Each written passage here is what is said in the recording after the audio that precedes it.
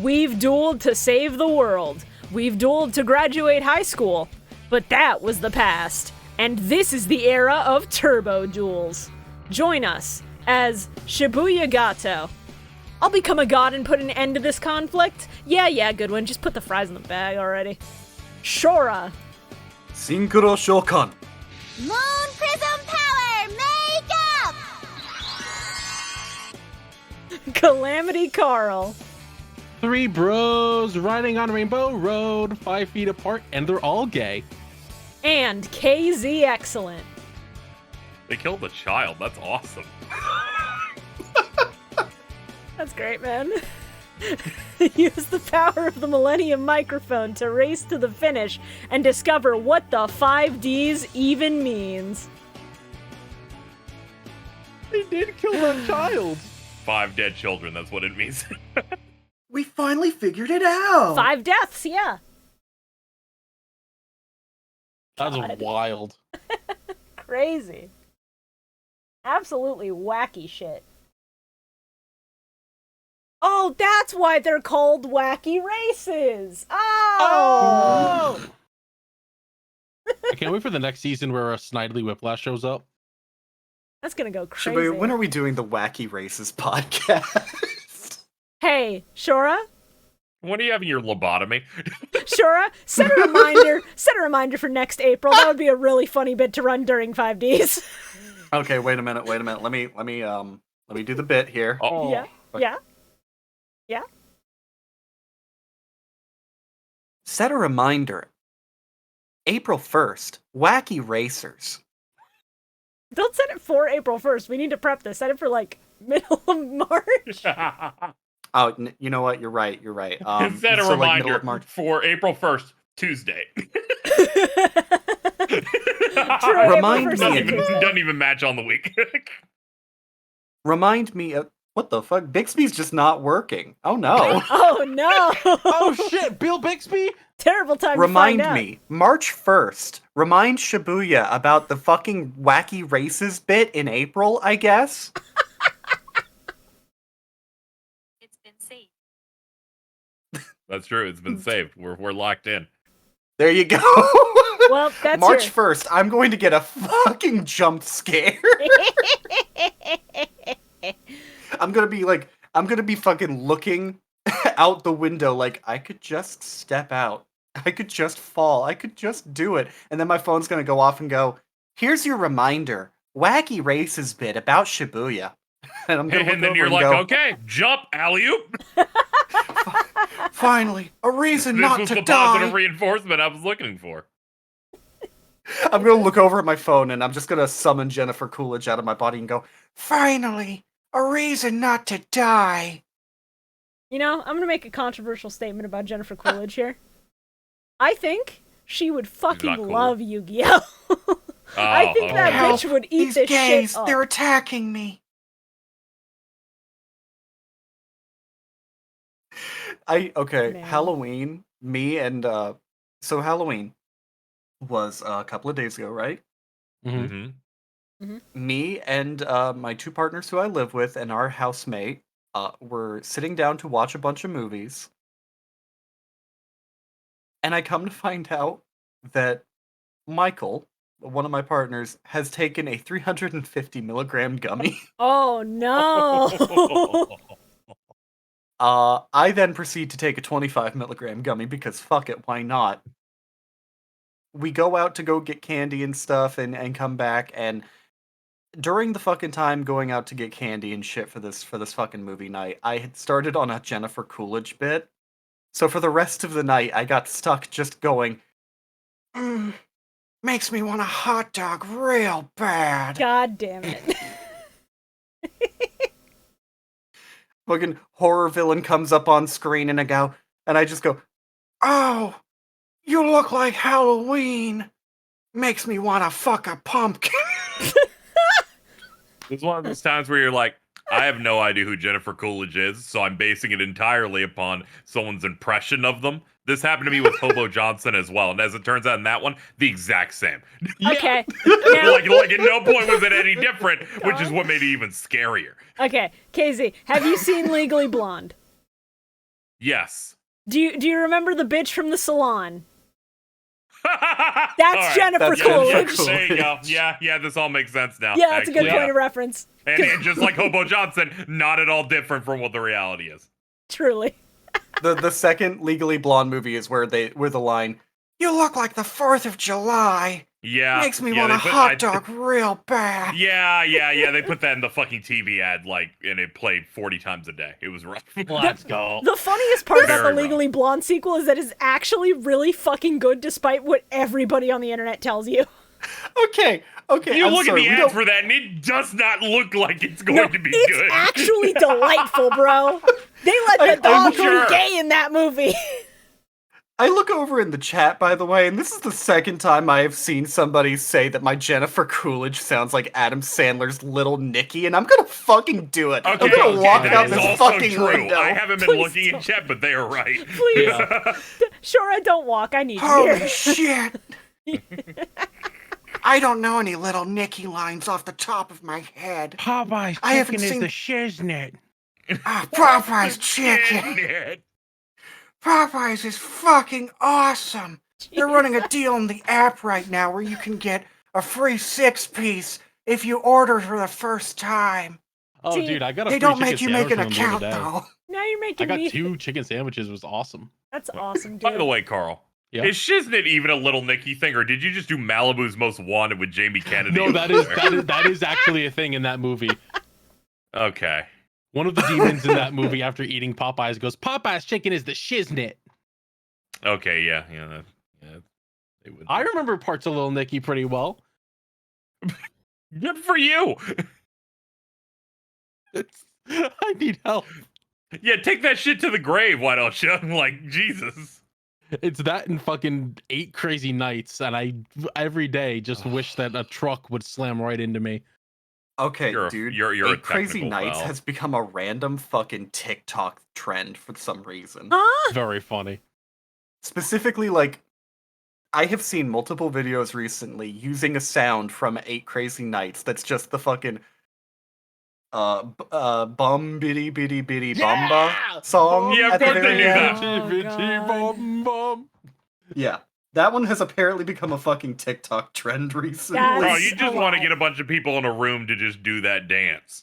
Hell yeah! You better believe Dude, I do. I would fucking do that dance. Get me like 2 gummies in my system, I'll absolutely do that fucking dance. See, now I'm just thinking of the scene from 8 Crazy Nights where it's the little old man, and he's fucking shirtless, and he's playing basketball, and he just gets his shit rocked by this one dude as he's like going for a fucking 2-pointer. Folks, please be excited for December when we do 8 No. really crazy nights, where 8 nights in a row we watch Little Nicky, not Little Nicky, 8 Crazy Nights. I'm stupid. Okay, this bit almost happened in my server, and everyone who was locked in went, "We can't do this, though." Which was the endless 8 Crazy Nights, where we watch Endless it 8 8 days Crazy in a row. Nights is such a good name, though. What It's the a great fuck? name, but I can barely Fuck. tolerate watching that movie again once. No. But every day for 8 Here's days. here's in a the row. problem. Here's the problem. To really truly make it the endless 8 Crazy Nights, you would have to not only watch 8 Crazy Nights 8 nights in a row, you'd also have to watch those 8 episodes of Haruhi Suzumiya next to each That's- watch through of 8 What? Crazy Nights. What? Do you not know about the endless 8? Oh, Right, yeah. Never Yeah. mind, It's that bit in the Haruhi Okay. anime where they just kept looping over and over Yeah. again. It was the same episode for 8 weeks in a row. Just very funny. It's important. You just tap back in. Shout out It'll to be the different in the next one, all right? shout out to the fucking YouTube video about it. I'm pretty sure it's from Redbard. I fucking love Yeah. their content, but that video Mhm. especially is really good because seeing the forum posts from when this was airing live is insane. Yeah, it's like you're a hostage. Yeah. Like, I feel as though I myself am living this nightmare vicariously through people on a forum screaming, "Please fucking help me. It's the same episode again." Shibuya, I have the sketch finished. It's Oh. Oh, live sketch reaction? Ugh, don't like that. That's right, folks. New weapons of mass destruction are being concocted. The new Mill Mike meta is about to drop. I worry that the edit I was hoping would win will no longer be winning. Oh, this is gonna be a nuke on the field. This is the dark hole of edits right now. Hey, you know what will be winning though? All of us after the quarter century bonanza drops, folks. That's right, Yu-Gi-Oh. No, exists. I'm not going to be winning I'm financially actually excited when for that drops. that set. What do you mean you're not going to be winning? You're going to be getting so many good cards. No, financially, I won't be winning Oh, because I'll yeah, have to well, spend the money financially. on the good cards. I will not have money to buy that, so if somebody wants to buy me a booster box, I'll open it on stream or something. I don't fucking know. I'm kidding. Please I just don't. want you to. Please don't I just want you to fucking- know. I bought a copy of SP Little Knight for like $15, and I feel I'm on like cloud 9. That's awesome, dude. It's awesome, man. All right. I'm excited just because like I like that they're doing the quarter centuries as a nostalgia set for that, but they're also releasing luxury rarities of like everything. Oh yeah. I've heard a rumor that like Magia's getting reprinted in that set. Maybe It's not. I'm pretty sure Oh, it's okay. not. I didn't think as a quarter century, but I figured as No, like, there at was least a just luxury one dude rarity. who kept going, Magia, maybe Magia's in it, and he just kept saying that. So people are like, is Magia in this? And then he like did a live stream revealing the whole set list, and he went, no, it's not in there. I just did that for clickbait. That's So people really watch my funny. video. He's just a piece of shit. I Got it. have mad respect to him for that though, because that's a really Hell yeah. funny I don't. bit to run. Oh, We need not more get a people. We need fucking- more people that just lie. I agree. Watch us not get a Magia reprint for like a full fucking year just because Konami's a cunt.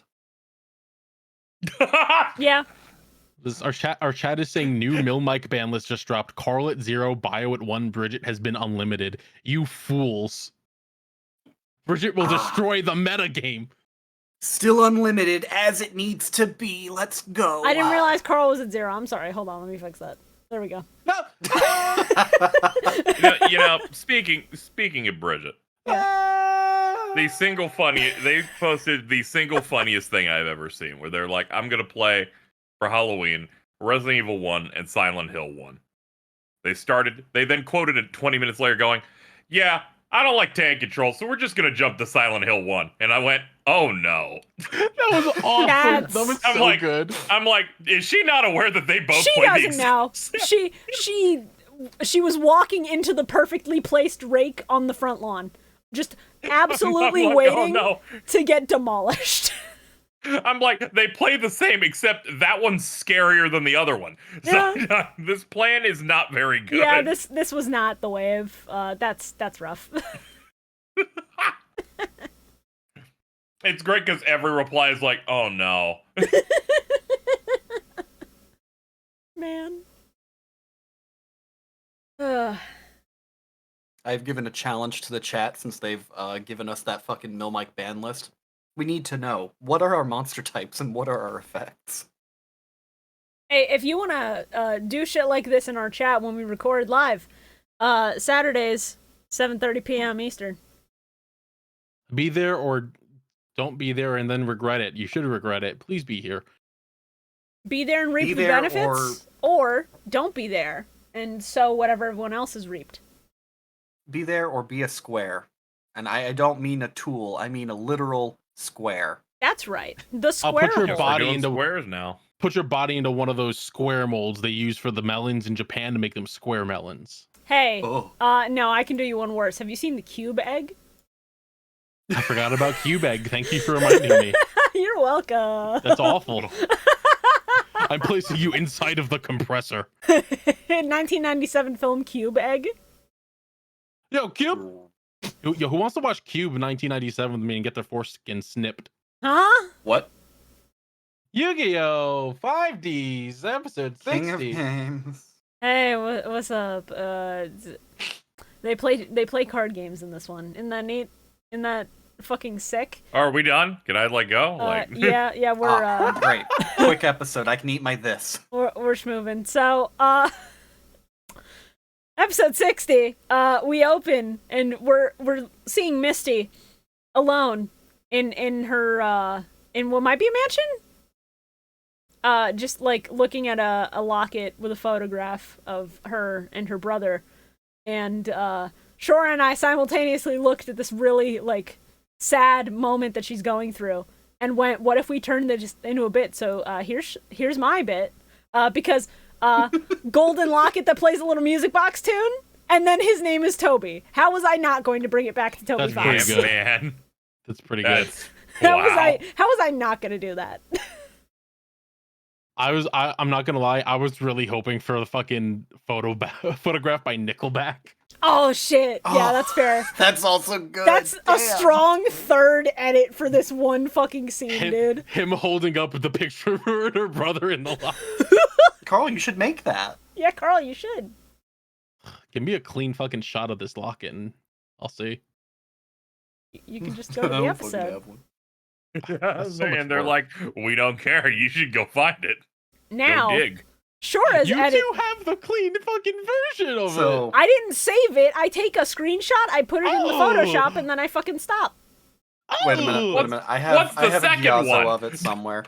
Yeah, the second. The second one is Shorah's edit, and it's also really fucking good. Yeah, I knew it. I knew Yeah. it. You called it So pretty good. quickly. Scholastic, baby. Yeah. Here you go, Carl. This is the closest I have for you. That's fucking awesome. Hell yeah. I took one look at at this fucking Toby kid, and I was like, yeah, no, that's just the how to draw manga shit. That brought me back to horrible fucking memories. The problem is specifically the sharpness of the chin plus the way they drew his mouth. the mouth. Yeah. Yeah, it's all on that mouth. It just ruins everything else about him. Yeah. It's rough. Because, like, we're meant to look at this kid and go, oh, this is really sad. This is the brother who died. And then all I can think is, Toby Fox, Toho Project. Like, it's fucked up, but it's very funny. Very, very fucking good. Yeah, no, this basically the only edit that came to my mind, because oh boy, these are some good ass episodes that I just wanted to sit back and watch. Yeah, I only have 4 edits total this week. I'm also secretly stealing an edit back from a previous episode, so stay tuned for that. What the fuck? It's one of mine, it's fine. I'm stealing my own thing. Damn, We're good. recycling. Yes! It's important. Especially when you're just spending most of the duration of the final 3 episodes just going, it's peak! It's peak! I kneel! Because that's just all I was doing. So to be clear though, this kid's name is Toby in the fucking Japanese as well? Yes. That's great. Misty and Toby. Yeah. What a family. Yeah, sometimes you don't have to do anything for it. And also 5Ds is insane. They're like, we'll keep the first name on a lot of them, and then get rid of the Japanese last name. Yep. Very funny. Very fucking stupid, but very funny. So, this episode very clearly is establishing itself early on as this is the Akiza duel. It's time for a bad bitch to fight another bad bitch, and they both trauma bond or something, and then one of them will die. So, You know, that's a pretty good succinct summary of the whole thing. Yeah. yeah. That's basically how most Akiza duels so far have gone, is that a bad bitch is going to slay and also suffer a little bit emotionally, and then she's going to trauma bond with somebody. So, everybody else has done their duels.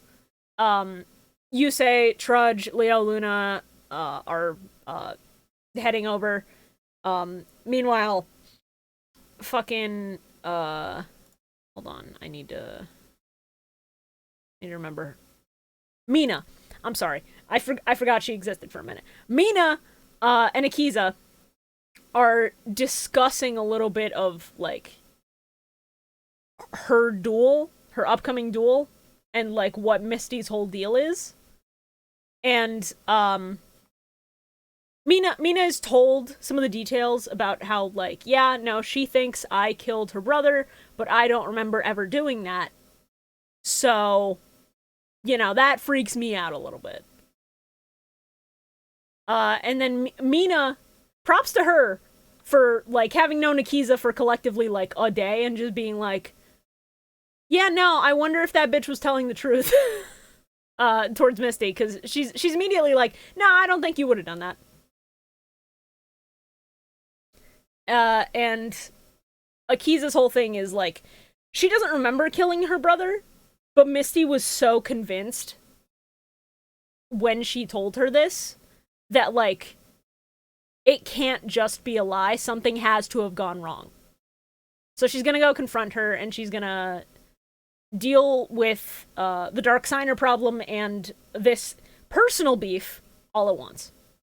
And to do that, we go to an abandoned amusement park where I see a fucking plushie of a Ryuran, and I pop off because holy shit, that's oomph. Hell yeah, that's a little the guy. dude. He's just hanging out. He's just vibing. Yeah, shoutouts to Monsterland, which may be the worst name for an amusement park I've ever heard, but If I had a nickel for every time I've seen an abandoned amusement park in the last week, I'd have 2 nickels. It's like Florida having Gator World. Yeah, but Gator World's awesome. I've never actually been to Gator World. I've They just have been to, like, gators there. I mean, I would fucking hope. You have one job if your name is Gator World, and that job is have at least one gator. This sucks. Here you go. But do they have gator golf? I don't think they have Gator Golf. Excellent. We have Honestly, a that third works, though. edit. That's awesome, dude. All right. A third edit of this one shot of Misty and her brother. Look Yeah, at I this knew photograph. Shoutouts to imageflip.com. Yeah, that's why I'm cropping that shit out. Fucking Hold image on. flip. Fucking get out of here, image flip. It was All right. very hard to actually find a transparent for some reason. That's kind of understandable, actually. Man, this is gonna do crazy numbers on iFunny. It's gonna dude, it's suck gonna go when crazy. it's gonna suck when we do our voting for the thumbnail, and all 3 of these edits have to fight each other in the first round. Yeah, I was about to say you're just gonna have to put them in their own bracket. We need them to eat each other alive. We don't need one more. we don't have enough edits to make 3 brackets. It still has to be 2. Oh, brother. It's rough. All right. Every time she brought up her dead brother, I just laughed. Oh, Yeah? okay, that's nice. Yeah, man. Yeah, I was like, hey, your brother's dead. Okay, cool. That was- So- What a fucking prick. What I've neglected to mention is that in the opening, before we see Misty mourning her dead kid brother, there was a guy in a speedboat in like a trench coat and a hat and sunglasses, and Shouts to dipships. his ass was approaching at a rapid speed. And I had a theory, and I was fully convinced of it until they pull the wool over my eyes and make me really mad. But it's fine because they fix it. They fix it by the end of this batch. So You pulled the wool over my eyes by making me angry. yeah. No, that's I went through a bunch of human emotions. The most prominent one being rage. Fucking I think fury. I think you need blood pressure medication is what I'm starting to Well, learn. no, my family has a history of high blood pressure. I'm not denying this, but you know, Oh, okay. I Well, hate this guy, well, so it's fine. Did he do anything wrong? Did he? He looks very mysterious. I think he wears like sunglasses and a hood or something. I don't know who he is. Well, no, because my running theory was that, you know, lies and manipulation are in the name of the game with the Dark Signers. So my theory was, oh, this is going to be her brother who actually survived, and the whole thing is going to be that each of them thought the other was dead, so each of them wants revenge for a thing that never actually fucking happened. That would have been cool. That would have been a lot better than what they did. I know, right? And it's fucked. It's so fucked up, because, like, I was going in until the reveal expecting that. Not ever possibly imagining that the answer was worse and dumber than I imagined. It's awesome. So, this guy is in Monsterland with them, and he... Hold on, I'm gonna be getting things out of order. Let me ask a question here. Okay. Can they all like control or summon monsters corresponding to their immortals. Because That's Rex's brother could use spiders, and she like is seeing out of the eyes of a lizard. The others did nothing like that at all. That's because they don't care. They don't care about the hustle the way these guys do. Imagine just just a really big guy following them around. Well, with a giant. I think the implication is that those two have been Dark Signers longer than any of the rest of them. So maybe they had more time to master that power. Whereas everybody else... I like, thought it was people that are really in love with their theme, like the tennis guy from Yu-Gi-Oh! GX. This could also be true.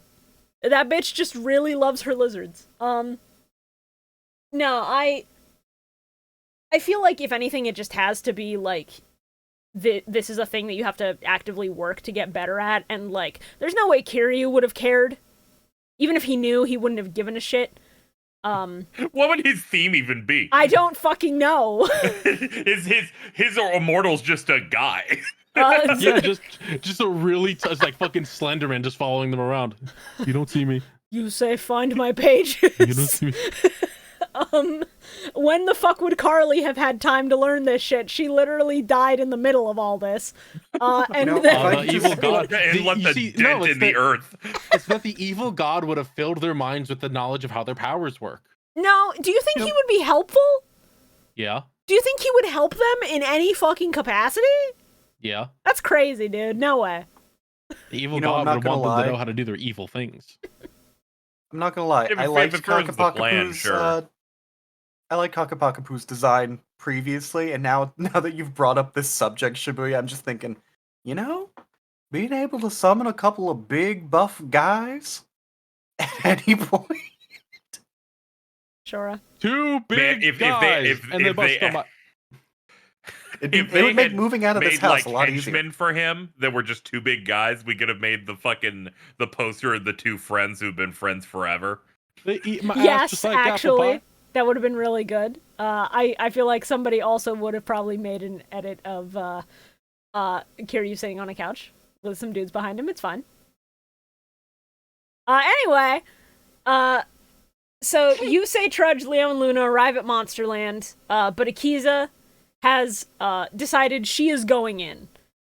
Misty summoned her here, and she has to settle the beef, one way or another. So she goes and she looks for her, and finds her in this abandoned maze of mirrors. Fucking sick. If you're gonna hole up in an abandoned amusement park, absolutely you go for the aesthetic in terms of what ride you're like hanging out in. A+. No notes.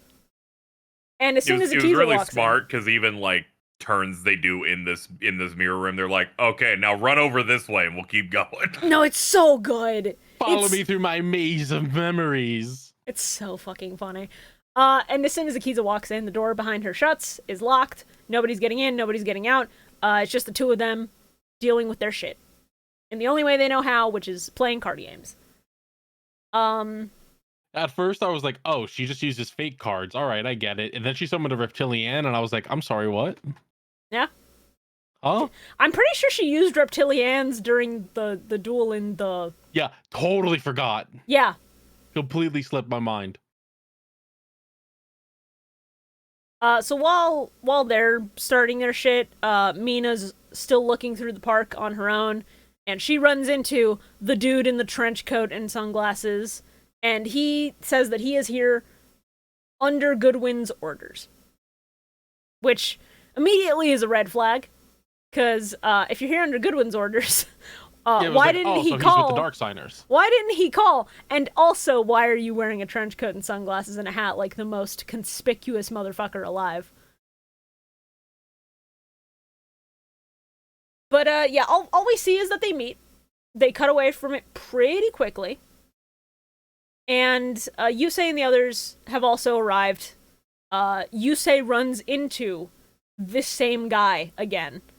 And now he's claiming he's specifically from Sector Security. He still says Godwin sent him, but he's saying that he is from Sector Security. And Yusei is telling Bro that it is not safe here. Moments after, a sign almost collapsed on Yusei's head and killed him. Yeah, so he's letting them know it's not safe, man. Yeah, the concern Be has careful. some merit. He Be is careful. kind of right. But he sort of leads Yusei into this sectioned off building. And they're searching for Misty and Akiza.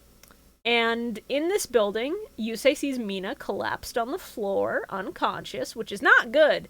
And then Bro summons positive a for psychic society. sword and starts swinging. So, this dude's another psychic duelist with some weird, wacky powers. And this isn't going great. So, cut back to Misty and Akiza. And Misty has decided to info dump to this girl in the most dramatic way possible through the use of continuous spells. So she activates her first one, Sad Story, Sorrowful Memories, which then somehow shows Akiza the actual memories of her brother. And I have to assume that that's the black magic of being a dark signer, but also... Yeah, pretty much. The logistics of it, I just thought about it for half a second and then went, it's fucking Yu-Gi-Oh! I need to stop thinking about it.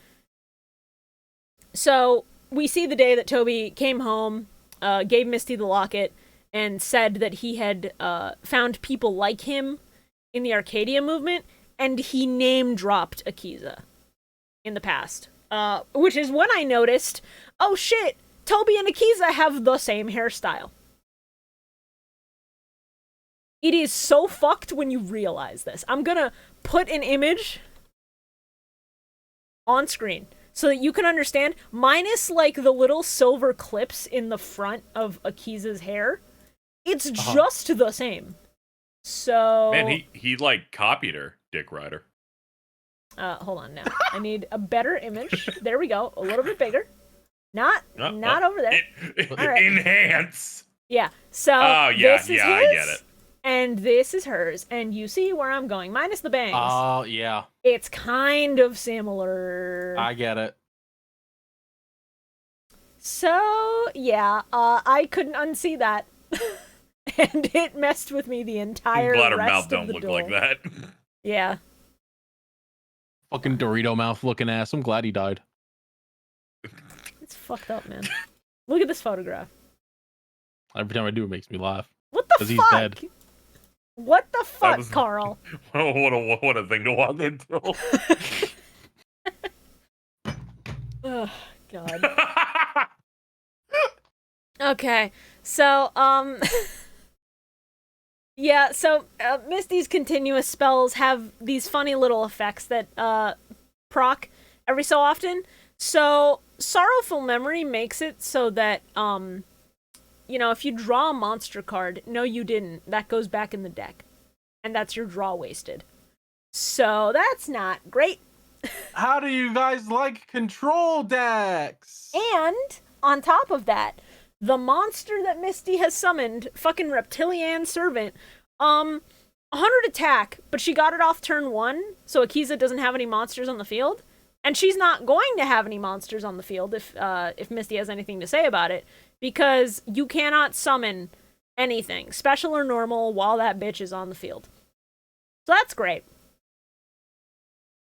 And after her turn is done, Misty, has basically established complete board control in terms of monsters, and it's just like, yeah, you're gonna keep walking into the maze. She disappears from the pane of glass that she's like reflected in, and all her monsters vanish too, and then Akiza just walks around a corner. It's so dramatic for no reason, but I love it. I love dumb, stupid bullshit. We go back to Yusei with our mysterious person. Yeah. Who brings him over to, I think I saw someone in that factory over there. Yeah, and that's where he finds Mina unconscious. The guy summons a psychic sword, and then the funniest part is when you're watching the sub, and he shows a Hinotama card. In Japanese, the guy says fireball, and then the subtitles still read Hinotama. I fucking love the way Yu-Gi-Oh! Is localized, It's Yes. so funny. Fucking It's excellent. so funny. I saw that And Hinotama. then and I this fucking mysterious clapped. man hit him with the Boku no Hero Academia, and it made him fall down. Ah, yes, just like the Shingeki no Kyojin. And if you all couldn't believe it, he was divine the whole time. He And was alive. I'm going to commit atrocities goodness. against this man specifically. Aki is all mine. You can't have her. That's my obedient sissy slave. I need her for the ongoing Jesus. World War III that happens in the background, I guess. The fact that Bro survived a fall from that height and Carly didn't. What justice is there in this fucking well, world? he had psychic Well, you see- powers. She was just Well, you a see, white Carly woman. fell into the goop. Like, I'm so mad. I'm I'm so fucking Based mad on, about based it. So on how mad. he looks, also, So mad he about landed on his face. Yeah. Yeah? No, something Because it's happened. the only part that's damaged is like half of his face looks like bacon now. Yeah, and what's fucked up is that, like, his face is all scarred up, but his bangs hide it almost entirely. If he got fucked up, and if he's no longer, like, the perfect picture of a fucking emotionally manipulative piece of shit, show it! Show it to me! Show me him looking ugly as shit because he's an awful person on the inside.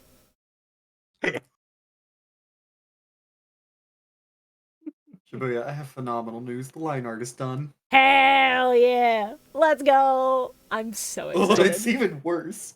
How is it? How is it worse, bro? What the fuck? Anyway, So she, like, every time that she moved, I just got really annoyed. And then after this time, when she's like, all right, now we move further, and I was just like, stay the fuck still! fucking why? Stop moving! Why? Well, I'm still gonna move, dude. Like, I think it'll be fine. What are they not allowed to walk? I'm just walking around, and you don't gotta fucking move, you just fucking stand still. You just Yeah, man? Yeah? You want to use real words? there? Carl playing a beat 'em up just gets angry when the arrow says go. That's true.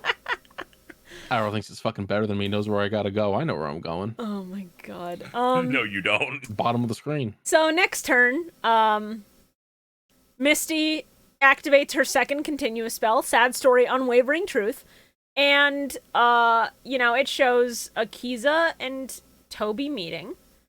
And he says that like he wants to be like her and how he uses his powers and how she's like really good at controlling them. And Akiza replies that Divine is the guy.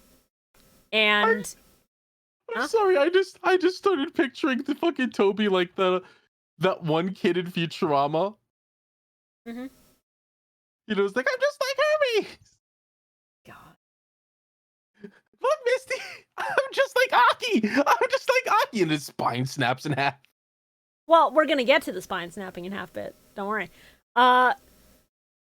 Akiza at this point is like, yeah, no, Divine's the guy. He knows what's up. He'll help you. Just listen to him. And, Akiza is stunned that this kid was Misty's brother. But, this spell also She's has an super effect. rude about it in the dub, by the way. Really? In the dub, she's like, "Don't talk to me, kid. Sayer's the one who handles all that garbage." Well, It was like, what the fuck? man? No, I think I see the vision with that. I think the vision with that is that Akiza being a dick to him in the dub is what drives him away and makes him, like, run away from Misty or whatever. I forget what the censorship was instead of this child died. No, he still goes through with everything. You see him strapped to that electric chair. The only difference is in the dub, Sayer goes, "He doesn't have the potential that we want out of him," and just goes, Yeah, "Throw him let's away wait. like the rest." Yeah. God. Are we getting to that part? Because I have the dub differences for that. Not quite yet. Almost, though. So, yeah, have that at the ready. Okay. Yeah, This I second got continuous that. spell is just if both players draw a spell card, they have to shuffle it back in their deck.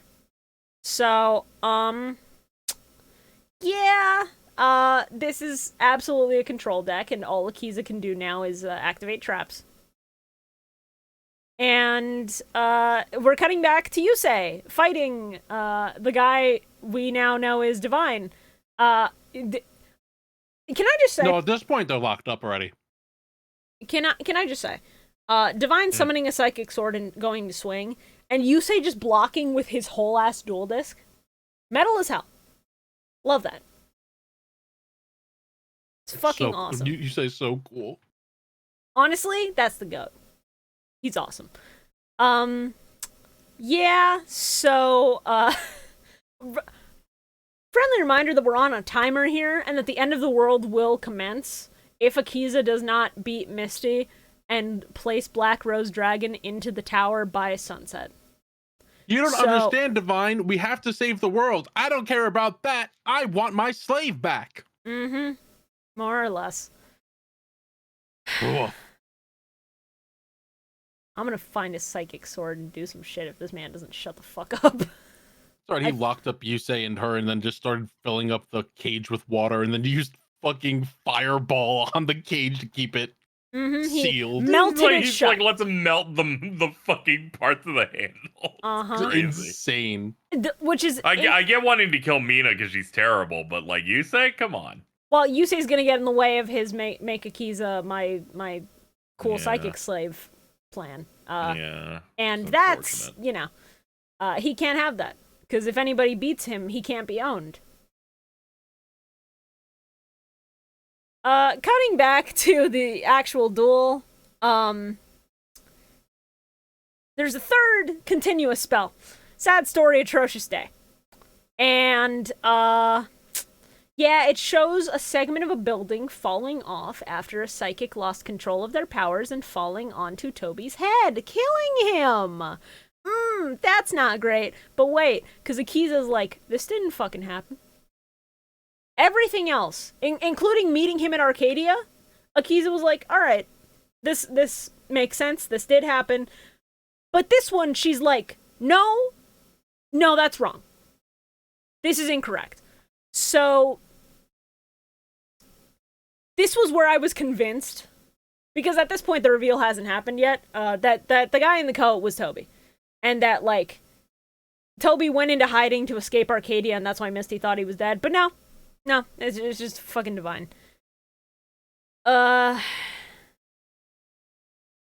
Misty hears that, you know, this didn't happen, and Misty's just like, no, Arcadia covered it up. The way they cover everything up. And Akiza's like, well, shit, I don't really have a good rebuttal for that. Fuck. Because, yeah. Like, I'm not really in management. Arcadia really did cover up a lot of shit. To be fair. And all three of the spells mean that no matter what Akiza draws in her draw phase, no, she didn't draw a card. She has to shuffle that back in her deck. She's done. Yeah.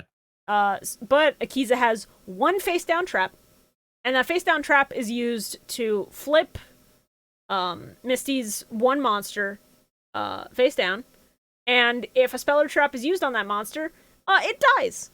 So she's at least cleared out that problem. And Misty, in response, activates another trap called Sorrowful Chain and continues to trauma dump at Akiza. And this is her crying over her brother's dead body in the hospital. And then it cuts to her driving her car near a cliffside. And in her grief, she gets distracted and plows through the railing off of the cliff into the water, and she died on the way to the hospital. Holy shit, that's fucked. No, I think she died from her way back from the hospital. Well, no, I mean, like, they were bringing her body to the hospital, and she... Okay, gotcha. Yeah, on her way back to the hospital, this time in a stretcher herself, she died. Yeah. So... Yeah, I don't blame her for the death wish for Akiza, considering that's fucked. Everything that happened to her was just fucked. Hard cut from that to Trudge. Where'd my wife go? Yeah. No, the tonal whiplash of Misty showing Akiza in gruesome detail how she died, to Trudge wandering around, finding Mina's ID, and then going, "Why is there a picture of Jack Atlas in here?" Meanwhile, I gotta be honest. You know, I agree with this guy. She needs to chill the fuck out. I kind of forgot how bad she was. she is so down bad. I am here for any and all goonettes. You are all safe under my wings. Don't. All right, one. Never use that term again. I was about to say, don't ever use that word again. That's the number one. Number two. She doesn't even know if Jack is in the same vicinity, and she's still yelling for him. Like, all right, you are an idiot. Yeah. I think you need to die. Yeah, her yelling for his help specifically when Yusei's in here is a lot. She could just say, "Somebody help me, please," and then be thinking to herself, "Jack, please save me," and I'd give her a pass. But no. Nah, dude. Listen. You thought Ray was bad in Yu-Gi-Oh! GX? Allow me to introduce this bitch. Yeah. She's fine. If she's in an episode, she will say Atlas-sama. Mm-hmm. Well, yeah, she respects him. She works under him. She loves him. No, that's the thing I was going to mention is I think keeping a photo of your Blorbo in your wallet is fine. Shoutouts to the Kamen Rider Drive license I have in my wallet that I pull out every now and then and just go, "Man, we're really in it now, huh, bud?" But a sticker of the man you work for regularly is insane. That is a real-ass man that you were in close proximity to often. Chill the fuck out. You're basically his door dasher, and you got like a sticker of him in there. You are his secretary. Do you guys not keep pictures of your crushes in your like wallets? Not if I work for them. Okay, secondary question, and this is not related. What if there was like a part of your closet dedicated to pictures? Is that like a weird thing? Carl, do you have a shrine? I'll be right back. I don't. I got some things to take down. Just. I mean, I was basically just gonna say, at this point, just get an eat a bag. I don't like him. Jesus. But Ida from My Hero, I think he's pretty cool.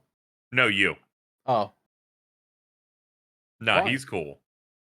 He is cool. I like He's him. got leg pipes. He goes fast. He does have leg pipes. You're right about that, man. Is the Ushio, whatever his fucking dub name is, runs in to help them out. Trudge. Trudge. That's a bad Tetsu name. Trudge. Yeah, it's bad. Almost all of the dub names are universally terrible. Trudge That's is funny, awesome. so I keep calling him Trudge. Yeah, so he finds Mina's ID. And hears her voice as she's crying out for Jack. And he stumbles into the building where she and Yusei are currently, Even better because he's just like, "You're really calling out for him." Yeah. And what's great, he's like 40 miles away. Yeah. Yeah. He tries to help them get out, and then you cut back to Aki and Misty. Yeah, Akiza is starting to have a crisis of faith because she's like, what if I did kill him? What if I am responsible for all this torment? What did I fucking do? She stumbles backwards, trips over a rock, and nearly falls on a shard of mirror on the ground. And then Divine shows up and saves her. And Oh, thank goodness. then he... Oh, Divine, you're alive! Penis. No, not even. He activates her like a fucking sleeper agent and tells her, hold on, I need the right words. I need words that are strong enough to convey what he tells her to do. The words are... Yes! Kill! Yeah. And Akiza goes And then sicko she mode. immediately gets the crazy eyes. It's hilarious. Her hair just starts like flying. It's completely undone. She gets the crazy Fucking eyes. Winter Soldier activation phrase. Literally the thing I thought of. I was just like, yeah, you've Winter Soldiered her. Fuck. This ain't great. Removing the woman's agency again? Not great. not great at all. Yeah. She was losing a little bit, so she could have used some assistance. Well, part of the reason she was losing is because she felt guilt over killing a child, and I can't blame her for that. That is, that is a little true. Also, she's fighting someone who's basically cheating. He was like, you can't draw anything. Fuck you. Yeah, so Divine activates her and then fucks off, which is maybe the worst part of it. He doesn't even stick around to watch. He just sort of like He's like, oh, she's goated. I don't even need to watch it. She got this shit locked up. And we cut back to Trudge after the sleeper agent shit, and he's trying to like pry open the door to get Yusei and Mina out before they drown. And he can't do it, because it's fireballed shut, it's melted. He finds, like, a metal pipe and starts, like, trying to pry it between the two little gaps in the metal. Isn't this in episode 61? No, this is at end of 60. Okay. I'm looking at the Yu-Gi-Oh! Wiki, they wouldn't lie to me. So, Oh no, it's written by people that don't really exist. What the fuck? What are you doing? So yeah, Talk about them later. Trudge grabs a metal pipe and tries to pry it open. And we cut back. Akiza is, kind of sick with it. Derogatory. Because she's mentally unstable now. She's once again embraced the hate in her heart, and she is going to concentrate all of that hate onto killing Misty, which is not great. And she starts, she starts spouting all this off, and then Misty is just like, fuck you, I have my 3 sad story spells on the field, so I get to special summon my boss monster, Dragon Queen of Tragic Endings. Which, that's a dragon design, I guess. That's not my favorite, not my least favorite. Firmly okay.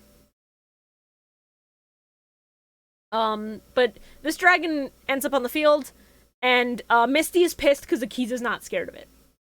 I hate this thing. Like, what? You're fighting a signer? I don't know why you expected one dragon to make her scared. Also, she's insane now. She's on the crack. Yeah, she is, in fact, fully unhinged now. Akiza takes some damage, but it's fine, because she starts comboing off and getting, like, 3 separate little monsters out onto her field through card effects and special summons. And in a single turn, manages to turbo out Black Rose. So, 2 dragons on the field. And that's where episode 60 ends. Every single time that Divine shows up, I'm just like, man. Yeah. You couldn't fucking stay dead, dude. You couldn't fucking stay dead. I wish Yeah, he not- had. You're just in. You're in. Can you stop? Ow, it hurts. Makes me mad. Yeah, it makes me You're mad making too. me mad. What? Now, I'm going to read to everybody one of my notes verbatim, and I want you to remember this because it'll come in handy later. The very last note of episode 60 that I wrote was, bro, I am about to put the die in Divine because I am going to kill him myself. He sucks. Now, bear this in mind for episode 61. That's very similar to my last note for 60, which is die, die, die, die, die, die, die, die, die, Accurate. die. Correct. Overwatch. Overwatch. Winton. Forgive me, Winston, for a second I forgot you were from Overwatch. You're like a brother to me, man. That fucking post every time is so good. That was a 61. Yeah, so episode 61. Akiza is going kind of sick with it. And it's very unfortunate that she's going sick with it while brainwashed, to a certain degree. So, not great. It's very cool that now, at this point now, she decides to bring up the seal because I guess they needed Divine to run up and fuck up Aki. Mm-hmm.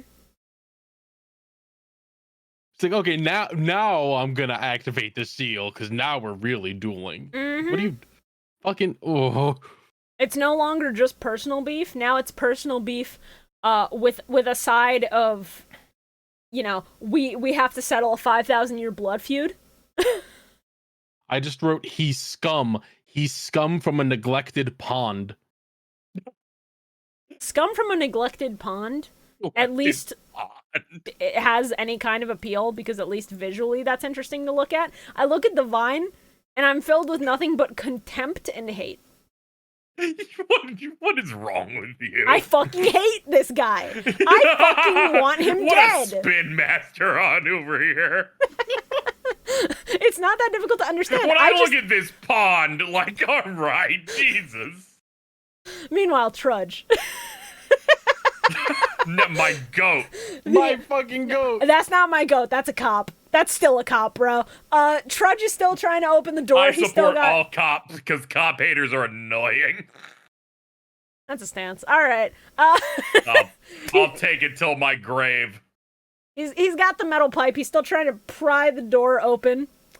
And Mina starts crying for Jack again. And he gets so pissed. His hater energy becomes so fucking strong that he is able to finally get that fucking hatch open and pull them out and save them from drowning. His jealousy is his strength, just like me, for real. God. I need hater energy that is so strong that I can just activate it on a dime when I'm mad. I need this specifically to kill the vine. We need this guy to show up again. Like, No, we we need him don't. to show up every 10 episodes I'm to gonna keep activate. you. I'm gonna activate you my strong. fucking hater energy when Jordan's staying at my house again, and he's asleep in my living room, and I fart in his face for a third time in my life. Jesus! What do you Dude, mean this a really third was one of the time? most crowning achievements of your life because you bring it up at every given opportunity that you fart on his head. It was really funny. Yeah, so we're going back to Akiza and Misty dueling, and yeah, Misty is she manages to equip her dragon with some shit to boost its attack to be higher than Black Rose, but it's okay because Akiza just has the out. She just has the fucking out this duel. I can tell when Divine shows up on screen because I'll write very mean things in all caps, like "Get off the fucking screen, you failed abortion." Understandable. He dodged all the blades, like Jesus. he used his psychic abilities to let his fetus do witch time, like it's Bayonetta.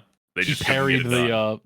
he parried the clothesline. See, I was thinking he Evo The Moment fetus 37. used Hinotama. That's fireball in Japanese.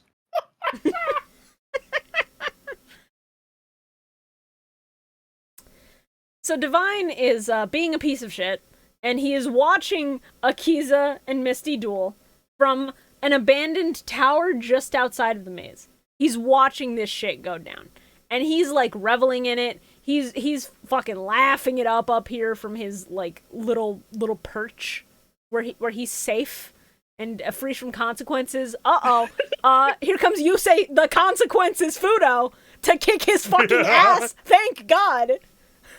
Thank God. If there's one person I know who can get physical very well. If there's one person I know who will defend women and beat up abusers, it is Yusei Fudo. Yeah. 100%. Divine's reaction is basically just going, wow, you survived? What? He's like, I didn't really expect that, to be honest. Like, damn, that's crazy, bro. So anyways, I'm not gonna lie. yeah. I really tuned out for a lot of this duel because I just got really pissed off by fucking Aki going evil again because of Divine showing up and brainwashing her. I was just like, we really gotta retread this, huh? Man, that's awesome, man. Glad we had all that character development and work just to throw it out the fucking window. Yeah. So cool. Really, really not a fan of like everything she learned here being sidelined in a duel that really could advance her ability to like help other people through their trauma the same way she was helped, so that we could instead get her going trust sicko. her fucking friends for the first time in her first duel, being like part of this group. Mm-hmm. But yeah, it's all right, character development, it's not a light switch. It's slow, and sometimes a weird gangly man comes in and just kind of makes you not do it for an episode and a half. That's true. It turns out. But Eh. yeah, but don't worry, it just makes you hate them all the more, and it'll make it all the more satisfying when they calmly are approached by police. That's definitely how this one will go. I have 3 notes back to back to back where I stopped taking notes and I was just watching the duel. And they're very funny because it's literal tonal whiplash. Because the first note is when Divine is explaining to Yusei that he activated Akiza like a fucking sleeper agent, and that, like, all he had to do was emotionally manipulate her a little bit. It's fine. She was lonely. All I had to do was just sort of, like, you know, manipulate the bitch, and then it was easy. And I wanted him fucking dead. So, my first note of the 3 is Yusei, please kill Divine. Some people are beyond redemption and should just fucking die. Divine is one of those people, I think. I think Divine should just eat shit and go to hell. Uh-huh. He's training child super soldiers to fight as mercenaries in fucking other wars across the world. He's so evil. He's maybe one of the most evil people in the franchise. He is manufacturing child soldiers. For the World War III, he also plans to manufacture. I cannot stress how much he should just die. I cannot stress it enough. Genuinely. That's why I was so nice to him early, because I'm like, oh, he's gonna get fucked twice. It's gonna make it even better. My second note, and I'm mentioning it a little early just because it's funny, just all lowercase, I love this goofy fucking lizard. Dude, that lizard is amazing. We're talking about the Earthbound Immortal one, that He's gecko. so good. I fucking love. What if he was Gex though? If he started spouting lines How like did I not Gex, think of that? Fuck. I know. As soon as I said that, I'm like, someone's gonna be like, I could have made this. I could have done it. I don't think I ever would have, but it is a funny thought. Like, I respect the idea of it. I just will not fuck with that personally.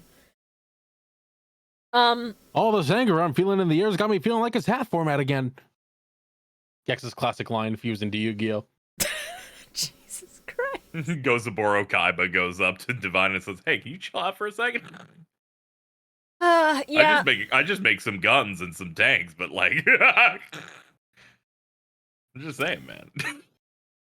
Yeah, so, Divine is looking at this duel, and he's looking directly at Misty, who just, like, trauma dumped her entire backstory that he caught part of, and he talks about how pathetic it is that she became a dark signer just to get revenge. You think you can handle psychic duelists, bitch? No, you're stupid and sad. And he like, dismisses the concept of actual love outright. And, Yusei is remembering a conversation he had with Mina just after getting out about how Mina said that Akiza believes that she's responsible for Toby's death. And Yusei just outright asks Sayer, did you do this? Is this, gesturing vaguely to this duel, your fault? And he just goes, yeah, but I didn't think it would go this bad. He's just like, yeah, I just didn't expect it to, like, blow up like this, you know? And then we cut back to... This got a little weird. We cut back to the flashback of how Toby died. Ah! So Toby, as part of the Arcadia movement, and after being told by Akiza that Divine is the guy and you should take his advice and listen to him, is strapped to the fucking, like, the fucking the metal headpiece. slab. Basically. They basically put that bitch in the electric chair. And strapped him to the device. yeah. Yeah, like the arms got the the metal cuff link tied to the arms. He's strapped down. He's currently being basically tortured, and we have a heart monitor that is going kind of crazy, even though it only says 61. How in the fuck is that kid's heart rate only 61? They're like, please don't make us change the numbers constantly. We have to do that for life points as is. Yeah. It's being measured in Japanese metrics. Pretty sure. Different around the world. Pretty sure beats per minute Dude, is a universal metric, don't brother. you dare tell me that their heart rate's going metric. When we've been using Imperial, I'm willing to believe you. No, KZ, that has to be bullshit because beats per minute is the universal thing for heart rate. How the fuck would it make sense to go metric?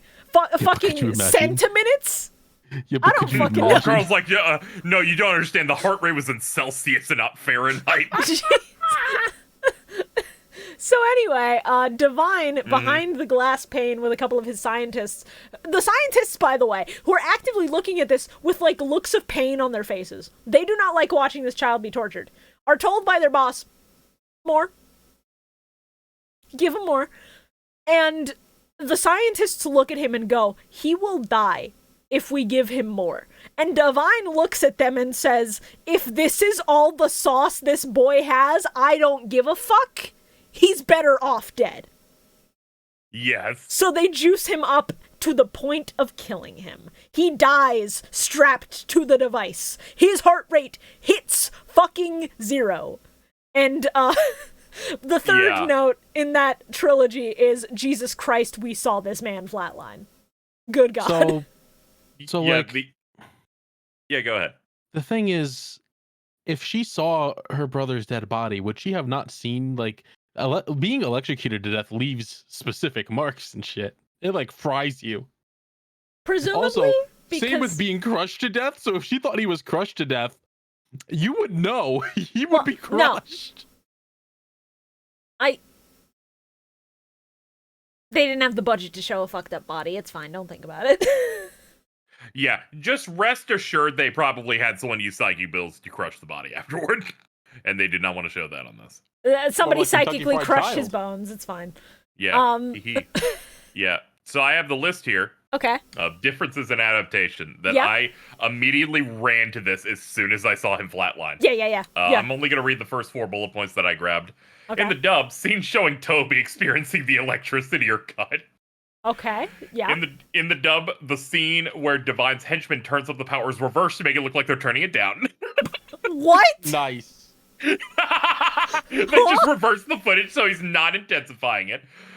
In the dub, the scene where he's electrocuted to death is removed, and my favorite part. Mm-hmm. In the dub, after Misty finds the stuff out, which we're gonna get to, the dialogue about the death has changed. Instead, Divine says Toby was actually shipped off to an unknown secret facility to which even he doesn't know. Awesome.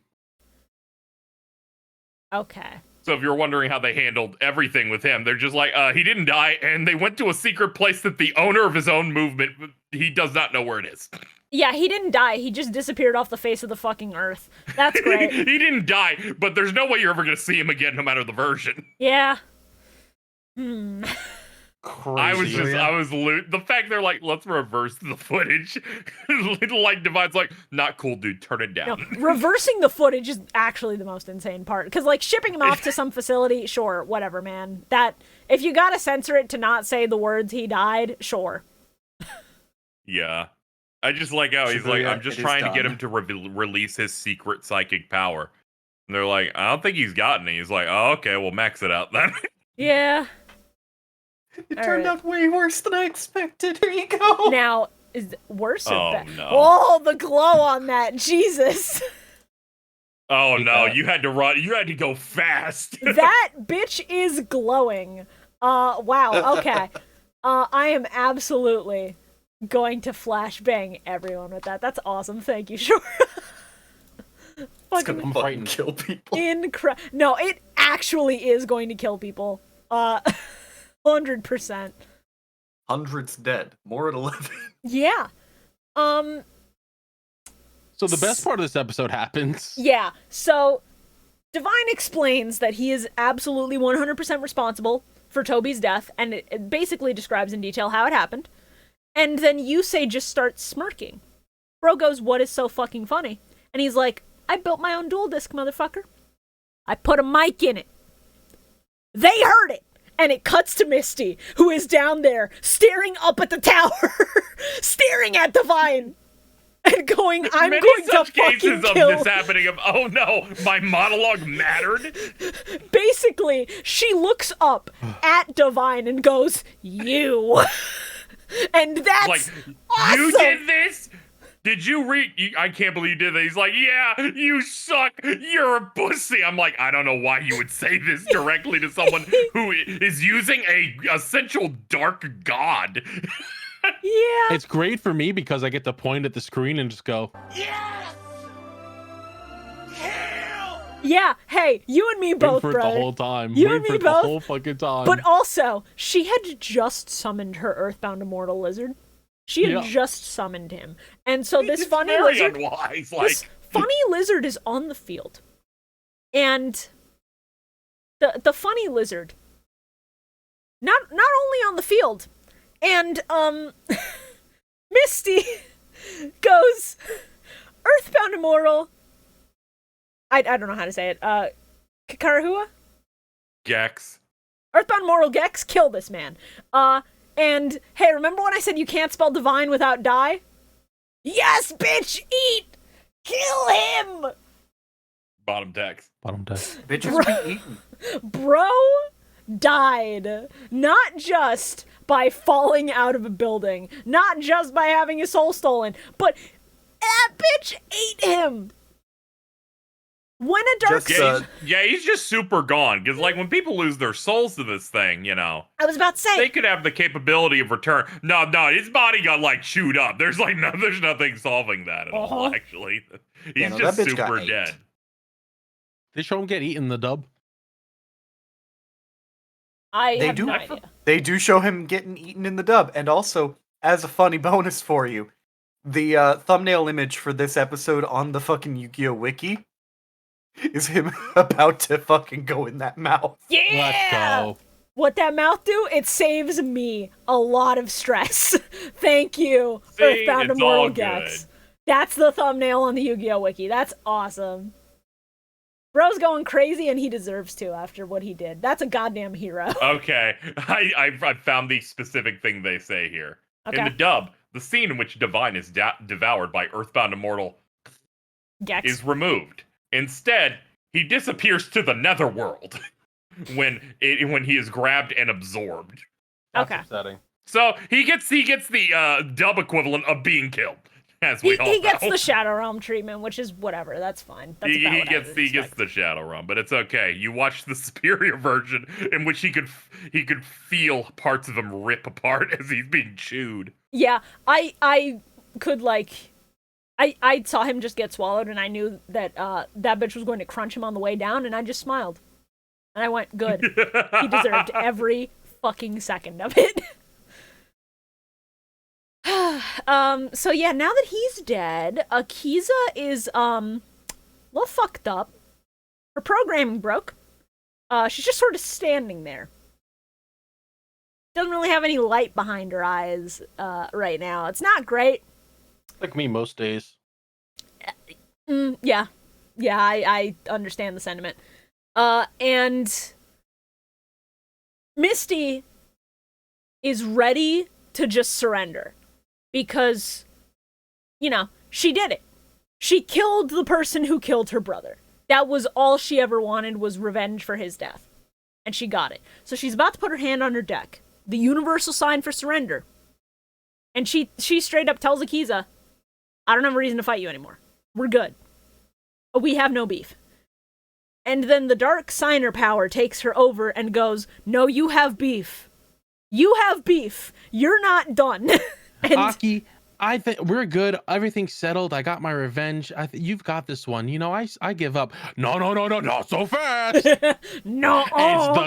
It's the dark god's time to play. Yeah, the dark signer voice basically just goes, no, bitch. And then fucking takes over her body to continue the duel.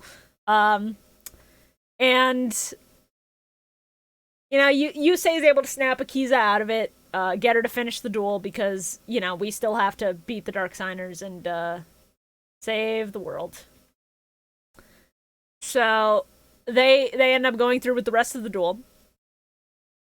And Akiza's plan is to just defeat the Earthbound Immortal without taking out all of Misty's life points and see if that, like, snaps her out of it. Which is a reasonable enough plan. Except the the thing that is currently in control of Misty, wants to kill Akiza. So it activates a card effect that will just kill Akiza outright. And so she, in self-defense, has to activate a trap that negates that damage and will kill Misty. It reflects it back. Sends her to 0. She's done. But there's a vision that Akiza has of Misty basically telling her that it's okay and that you have to go on to protect the world. And I liked the part where she used her trap card that negated or like half the damage. It was just a big hand, and it and the lizard held hands. That's pretty true. good. That's true. Yeah. They interlocked. Yeah. And I was like, oh, they're holding hands, and I put a little kitty face.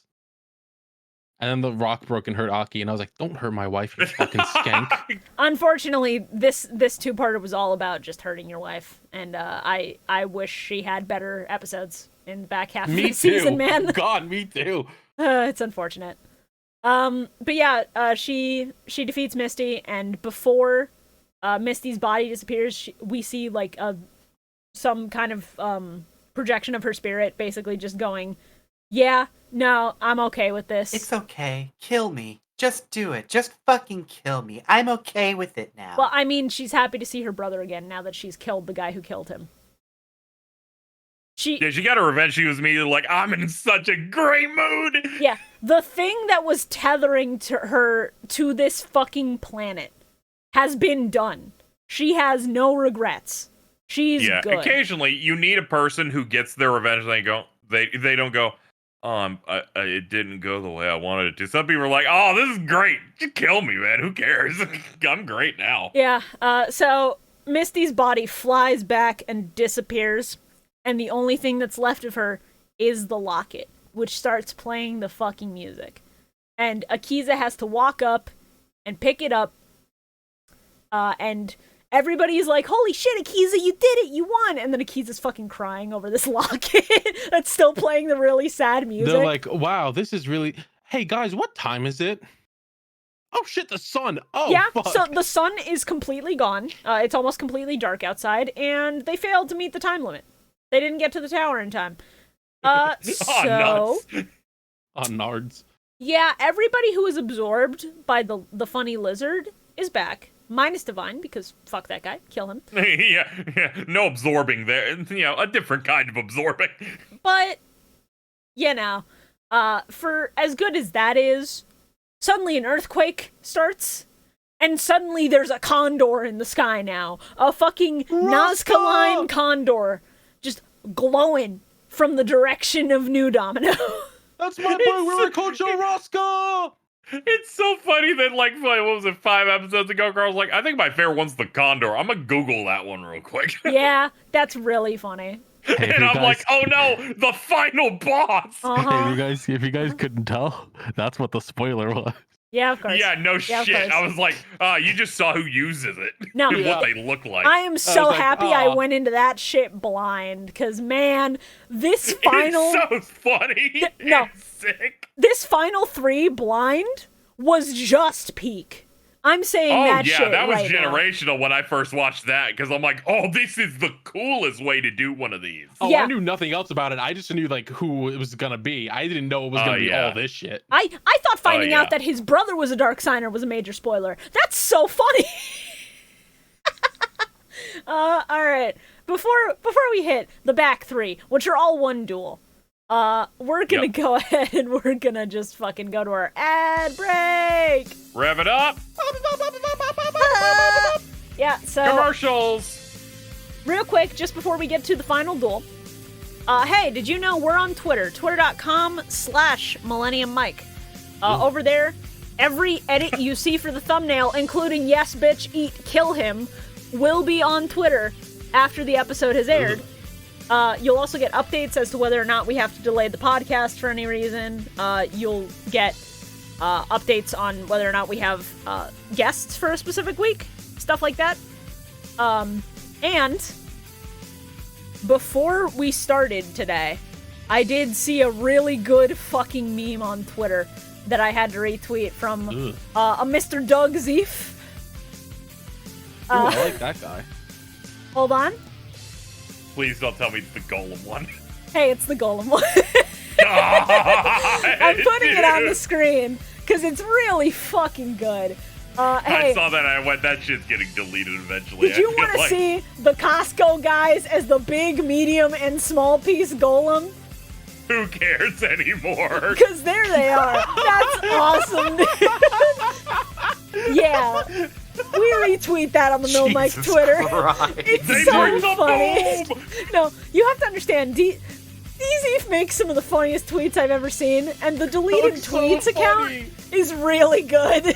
And then he'll just throw that shit away. I'm like, yeah, this is clearly gold. Have you seen that Tonight Show clip? I haven't watched the clip because I refuse to It engage is with Jimmy maybe Fallon. the best one I've ever seen because Jimmy Fallon clearly hates all of them. That's so Jimmy Fallon won't survive the They'll war like with run that the much- bit. He does that thing that those shows will do where they're like maybe do a minor interruption to like push things toward a direction. Yeah. And they will also do it because they're boundlessly like enthusiastic. He's like, yeah. And he does this. He does like these repulsed body movements that are so good.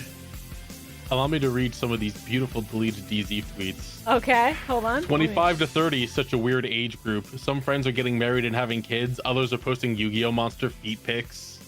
Yeah. Smoking weed when you're a synchro monster must feel so good. Like, damn, I'm so fucking high and also a synchro monster. Me when I'm Stardust That's white Dragon. boy humor right there. No, that's really good though.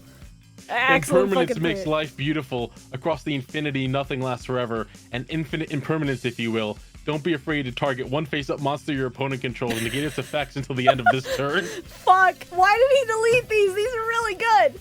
Shoutouts to this one that I just saw by going on his Twitter. Anyone else prefer their Yu-Gi-Oh cards without the crust? Oh, God! This is foul in a way I can't describe with words alone. What, they cut the trimming off of it? Yes, he cut the border off of the card. Oh, This is horrible. It's vile in a way. Again, words alone cannot describe the Yeah, disgust can you not in me. circumcise 7-colored fish? Oh God. Ugh. Jesus. 7 circumcision fish. 7 times. God Where did he damn. get 7 dicks from? Anyway, hey, go follow us on Twitter. I've retweeted a couple more DZ tweets that I think you deserve to see. On top of that, we do also have our Patreon, patreon.com/MillenniumMike. For as little as $5 a month on there, you get access to stuff like our movie commentary tracks for Pyramid of Light and Dark Side of Dimensions. Friendly reminder, within the next 2 months, we are doing Bonds Beyond Time. And that will also get a Patreon exclusive commentary track. So keep an eye out for that. That's going to be fucking awesome. Beyond that, It's you gonna be also really cool. you also get access to archives of past Mill Mike stream VODs, like me trying to build the fucking Millennium Puzzle model kit.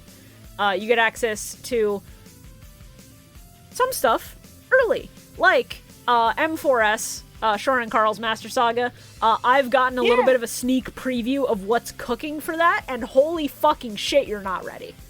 Episode 3 just came out for the general public last week, so episode 4 Shorah is... and I just recorded episode 9 before this episode we're doing. Yeah. We just got Duel done for 9, so we will be on our 10th recording soon. We will be halfway through our first season of Saga.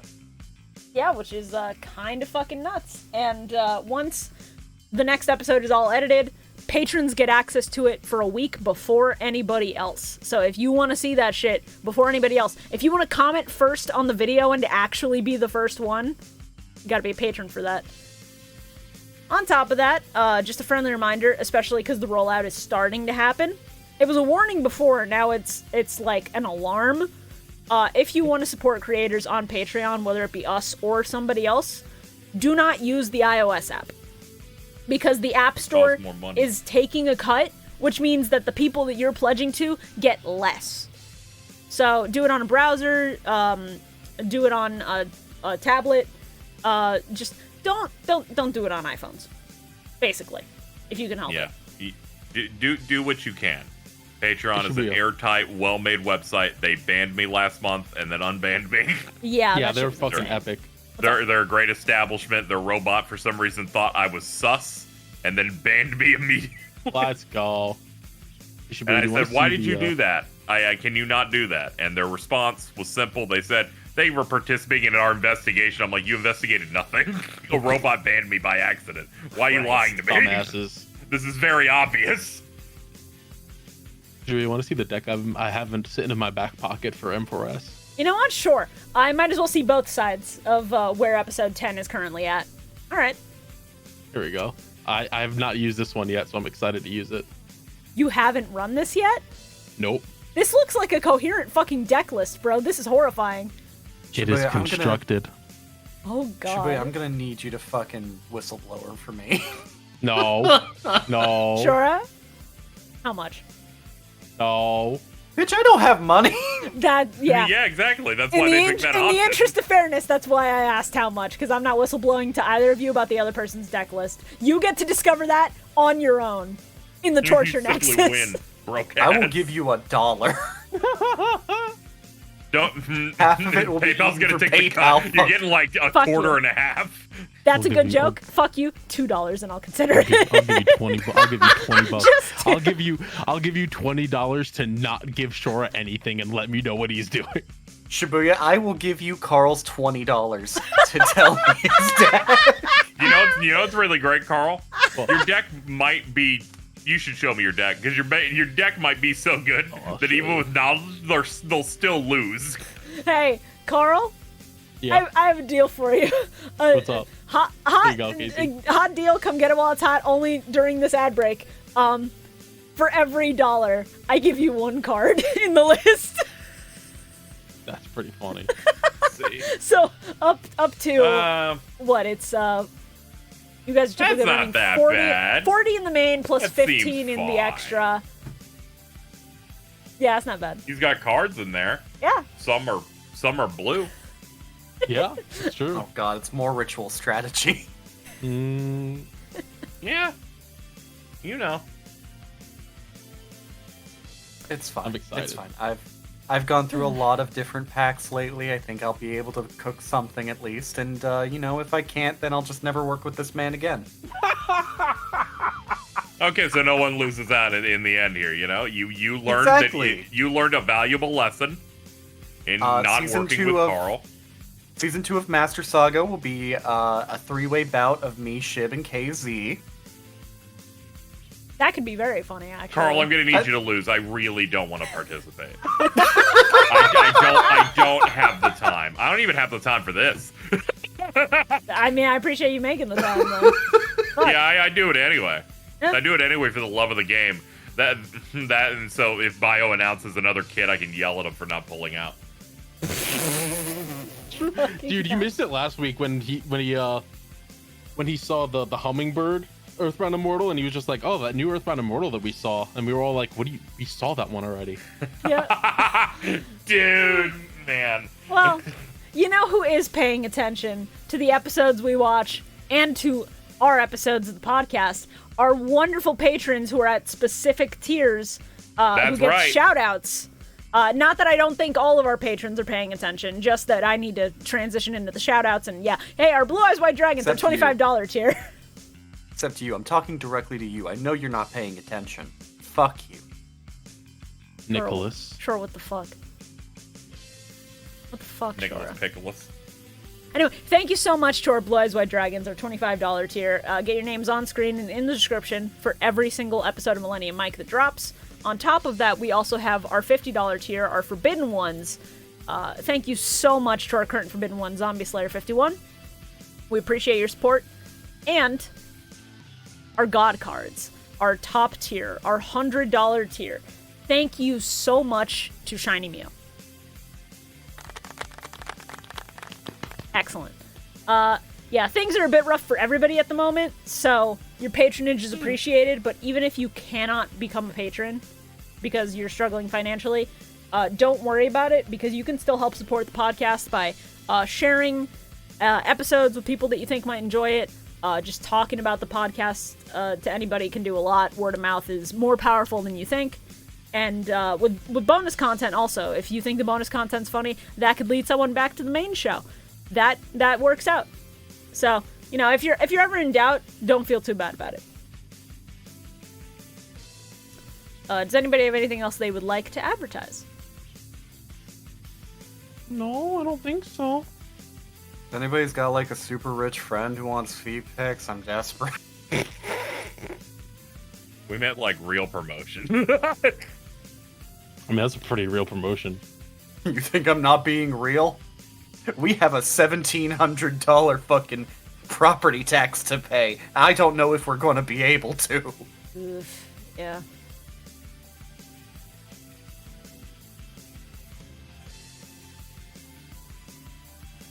Dip ships. All right. Yeah, we got nothing to promote, so I'm just going to cut us Jesus. straight to the dipships ad. I was leaving and hanging to see if anybody had anything. It's fine. I don't think so at all. All right, let's fucking go to dip.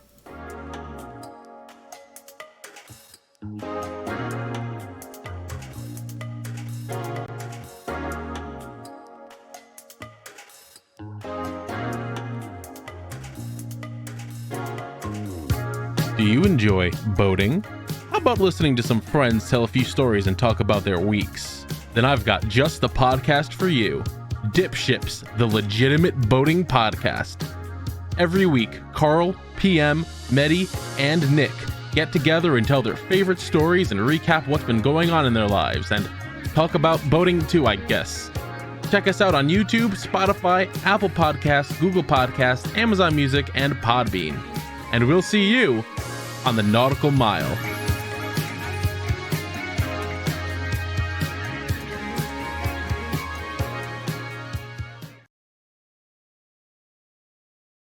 Oh, We're so fucking back. Welcome back. All right, let's get into the end of the Dark Signer arc, episode 60 fucking 2. Holy shit. That condor in the sky is kind of fucked. yeah. I'm a little sad. Shib, you'll appreciate this. Mhm. When I saw the condor, I had an edit in mind, but I couldn't make it work because none of the other Earthbound Immortals line up with a good O's joke. Shit! God damn it, yeah.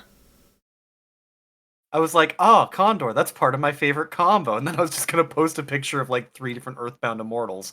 But turns out Yeah. there are no Earthbound Immortals other than the Condor that line up. I thought for sure at least the spider, but no. No. The closest you could get is like maybe the lizard becomes a bug, but even then it's not great. Maybe. Yeah, it was a bad bit. But you know what? Everybody go watch Kamen Rider O's. Kamen Rider O's is good. It's the only Kamen Rider that KZ's actually liked too. That is true. In that I watched like 2 other ones for about a couple episodes, then stopped. Yeah. Not for anything negative, just apathy. Yeah, I get that. I stuck a little closer to Drive. Hey, speaking of Oh, Drive, so there's a bad. point where I went, this That is was, a that lot was when like it the first final aired. battle All I of Kamen remember Rider was Drive. Carl was upset that they played the theme song too much, and I'm like, I don't know, dude. This song theme song's pretty good. It's a really Yeah, good and I'm theme glad song. because that theme song's awesome. Yeah, Surprise Drive is really fucking good. It's really good. I was just like, you guys couldn't like get another song. Like it's cool. Like on the first episode when it's like You're 10 like, this is episodes really in a taking the row. surprise out of Surprise Drive. Little bit. Okay, but it's Drive. So, surprise, here's Drive. Anyway. Drive's By 10th the way, anniversary, Shibuya- by the way. Yeah, hell yeah. What's up? I have one last really stupid edit that I'm working on. It should be done in like just a couple seconds. Oh, God, okay. I'm waiting for the DM. You get the live reaction. Let's see.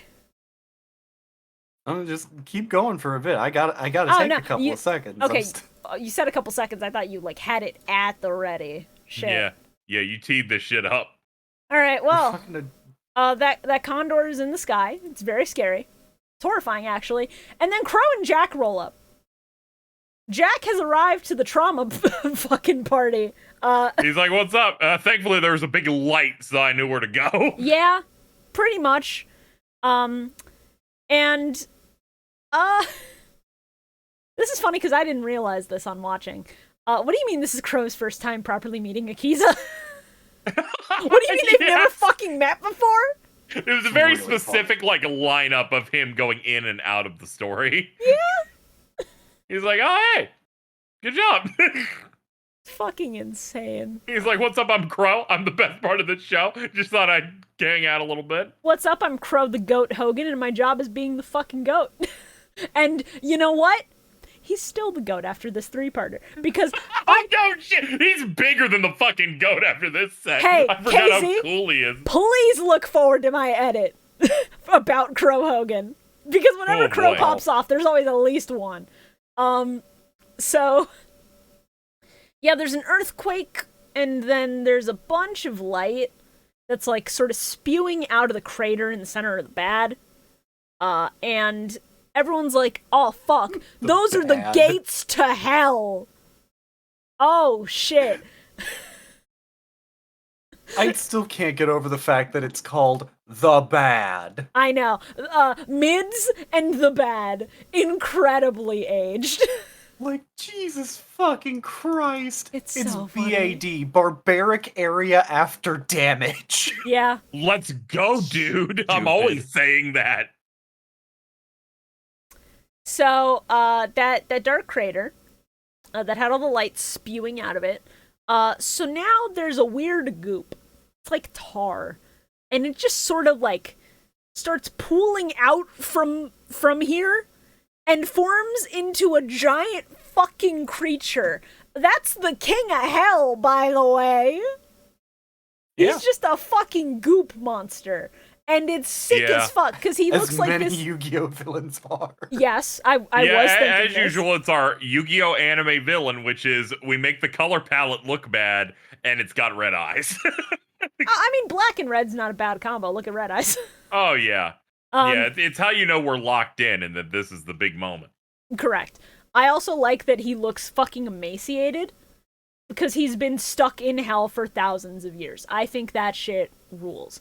So it starts, like, trying to move towards the Condor light, and Currybon turns to Luna and goes, you cannot let that shit happen, bitch. You have to fucking stop him from approaching the Condor.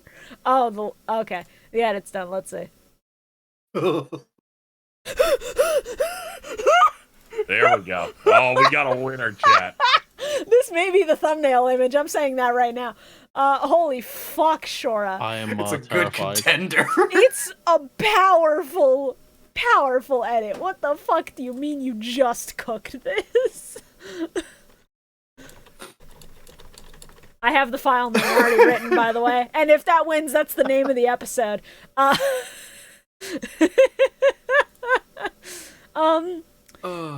so they gotta stop him from approaching the big light in the sky. And as they, like, realize that this is what they have to do, everybody's signer mark starts glowing. And then the Crimson Dragon just sort of, like, grabs all of them and takes them through the void and dumps them in the rebuilt pyramid that Godwin has in his Crimson basement. Crimson Dragon's just like, listen, man, you gotta go at least like 3 miles. Let me just make that quick for you. Yeah, the Crimson Dragon is Fast just like... travel unlocked. Yes, literally, he's like, I'm going to teleport you now to the final boss arena because we do not have time for you to take your funny little bikes. But he dropped the bikes off there too, so Which is funny. It's very nice of him to do that for them and be very considerate about it. For other people watching on Crunchyroll, who else was fucking pissed when all of a sudden they went, all right, now we're gonna start calling them Ruka and Rua? Yeah. Oh, So I was like, did they really start doing that? Yes. Yeah, they were Right doing here. Luca and Lua the whole time, and then in this episode went, no, we're changing that now. And it was like, but that's not. Yeah. That's Now, not their names. I didn't notice it entirely because that's what their names have always been to me from the old subs. So I was like, oh, this seems correct. That's... I forgot that it was the other way until now. Yeah, that's fair. I don't blame you. But it's just very funny that Oh yeah, they it's super only jarring when they started do the doing this. LR thing that so many Japanese things do. Yeah. It's like, oh man, oh, I hate you, Crunchy, for a lot of reasons, but oh. So they and their duel runners get transported to Goodwin's island home, where his fucking his tower has erupted out of the ground. Yeah, his fucking massive pyramid that he stole from South America has He walks out burst. just like, who's ready to get tilted at the towers? Yeah, basically. And the condor is glowing, like floating above the top of the pyramid. Like this is the center of the fucking zone of influence. I still cannot believe that Raska's the big bad of the Immortals. I can't believe that is the strongest one. Yeah, it makes sense. Yeah. It's like when you see a Yu-Gi-Oh archetype in card form only, and you go, wait a minute, that's the big one? Uh-huh. Yeah.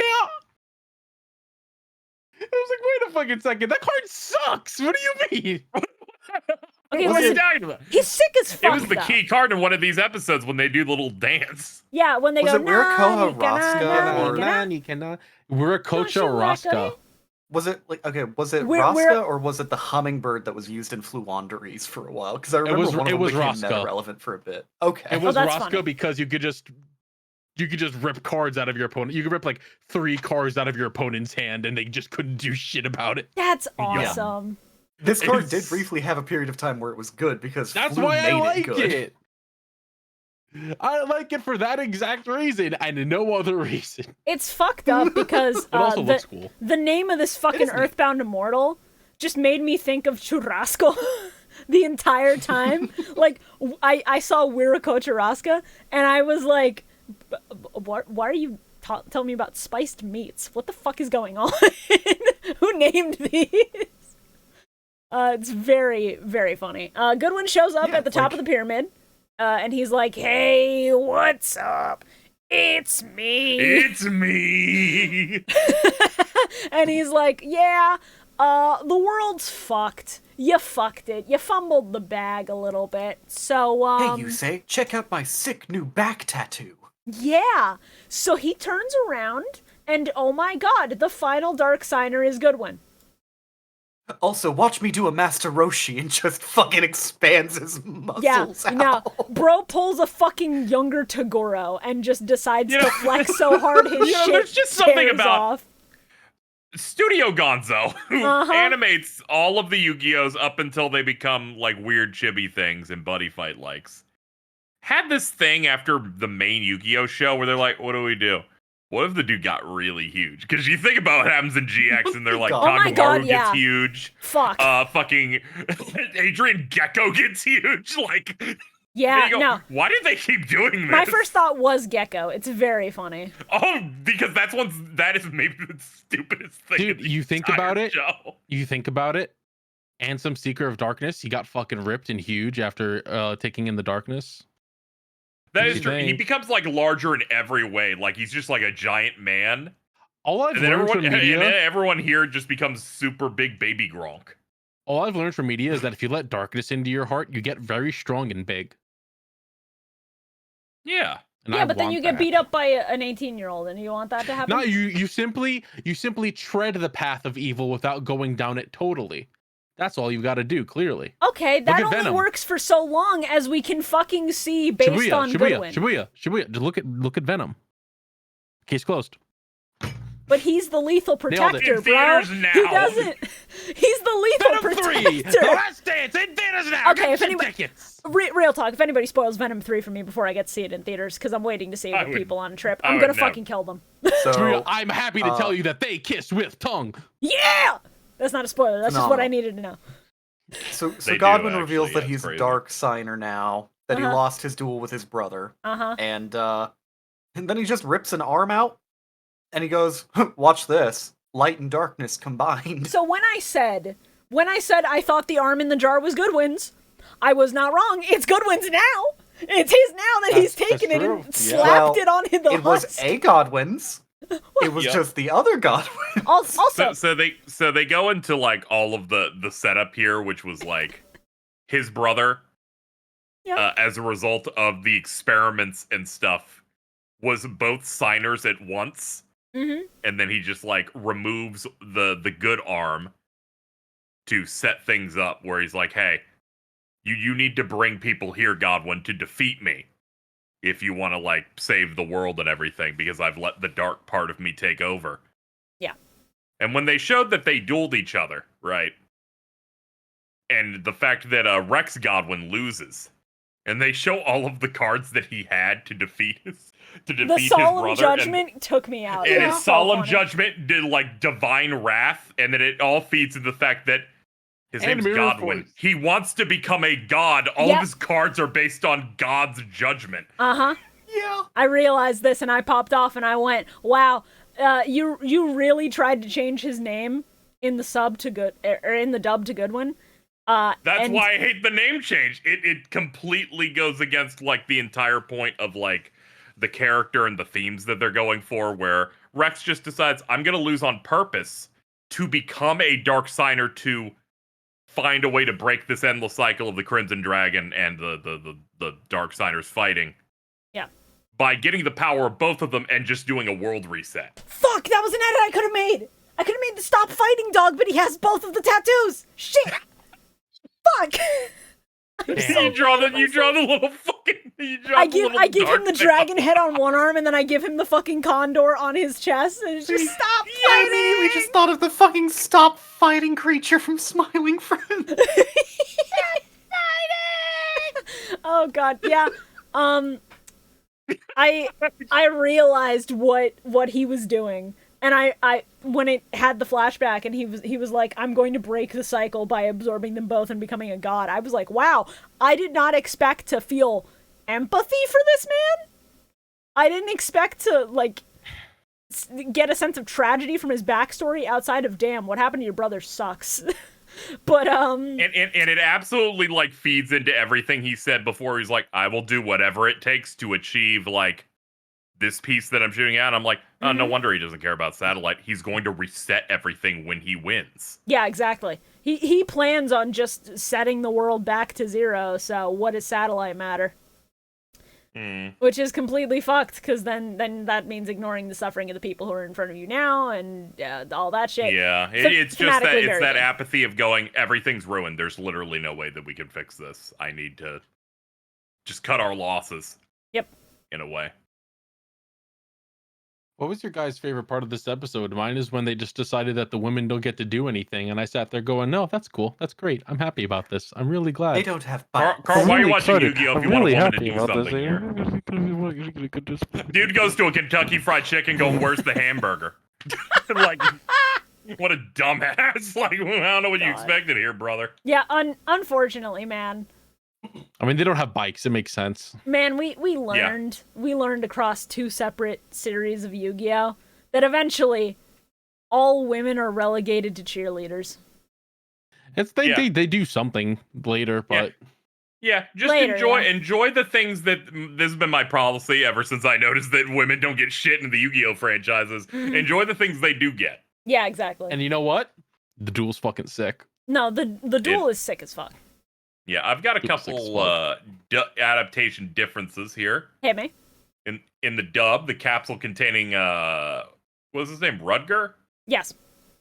Yeah, his arm is turned green. So originally the tank in the sub is literally the whole arm.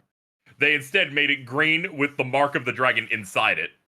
So that you don't know there's an arm in there. Okay. When Godwin decides to detach his mechanical arm so that he can slam this arm into him, they cut that out. Of course. But for some reason in the dub, he does state that he had a robot arm to transfer the mark to him. I don't know if they realize that makes it obvious what's going on. They probably just said, fuck it, as long as we don't show it, the censors won't care. In the dub, he says something akin along the lines of, "Why do you think I have this metal arm? It's to be a conduit so that I can take this one." I'm like, dude, if you're trying to hide the fact that you're just attaching someone's other body part, I don't think this is working out. They had here, in the original version, Godwin planned to use the power of the King of the Netherworld to destroy the world and the power of the Crimson Dragon to create an ideal world and become a god. In the dub, he said he wanted to rule the world. Wow, they really just butcher all that character. Every time, baby. Yeah. Many such cases. No, this might be the worst instance of it, frankly. Yeah, this one, I just wanted power to rule the world. Also, they added an extra line where he explains his plan to his brother, and in the dub, specifically, his brother goes, "I think you've gone mad." I'm like, why would you think that? You are a dark signer.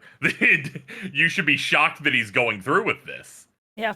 But that line doesn't make any sense. Also, they removed that thing where like the darkness goes inside his brother's like body. Yeah.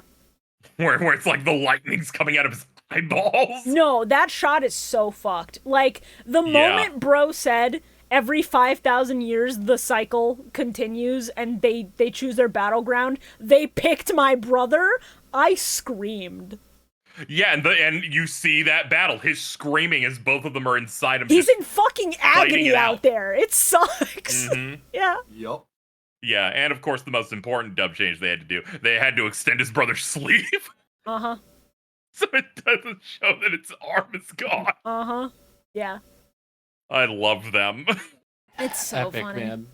man. Yeah, so when he puts on the arm, the Crimson Dragon literally resists this and is like, fuck no, like, no, you're no. crazy, you are insane.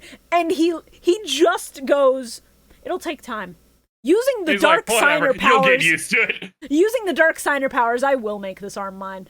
Metal as fuck. Hilarious, but metal as hell. I think in terms of, like, final bosses I'm actually intimidated by, he's near top of the list. Cause he's an exceptional final boss. Oh yeah, 100%. He's done so much planning for this moment. He has done so much, just the amount of preparation involved in this, the amount of backstabbing he had to do. The fact that he's had this robot arm for how many years? At least a decade, probably. And then he had his brother's arm in a tube. Just, I have to imagine how many days he looked at the arm and just went, soon. Fucking insane. And to think he also had to make sure that he became jacked enough for the arm to fit. Yeah. Yeah. He kept going, all right, hold on. I gotta drop water weight real quick. Oh, gotta dehydrate myself. He's like a boxer preparing for their weigh-in. Yeah. Oh god. Yeah, this shit's just sick as hell. It's just sick. I fucking love it. I forgot that my It's first so note good. for when the duel actually starts is just, chat, is this racist? And in parentheses, Oracle of the Sun. So I wouldn't forget. Thank you, because I was like, there's no way we would have been able to figure it out. There have been no way. yeah. Well, no, this comes up closer to the end of the episode, but we get a pretty big reveal in addition to that about Godwin, which is kind of fucking wild. You remember Crow talking about a certain legendary man who tried to build a bridge? That's not even this episode. That's the final episode of the set where that reveal happens. He alludes to it in this episode. Did he? he? This one, Yeah, it's one of those slow foreshadowing things where Crow keeps mentioning it. Yeah, and then they'll do a reaction shot or a thing as they're slowly building toward it. It's a thing that way more noticeable when you know. The reason I didn't notice says, is because I was making He says that fool flew a little too close and lost his left arm, and I went, is he the fucking legendary Wait, wheeler? what do you mean he lost it specifically doing that stunt? Yeah. Yes! Yeah, that's what he said. Jesus Christ! So awesome! He might actually be the best Yu-Gi-Oh villain, flat out. He might just be the best one. So What whenever the you fuck? were like tortured, I'm like, just wait, this dude's the goat. He is kind of the goat.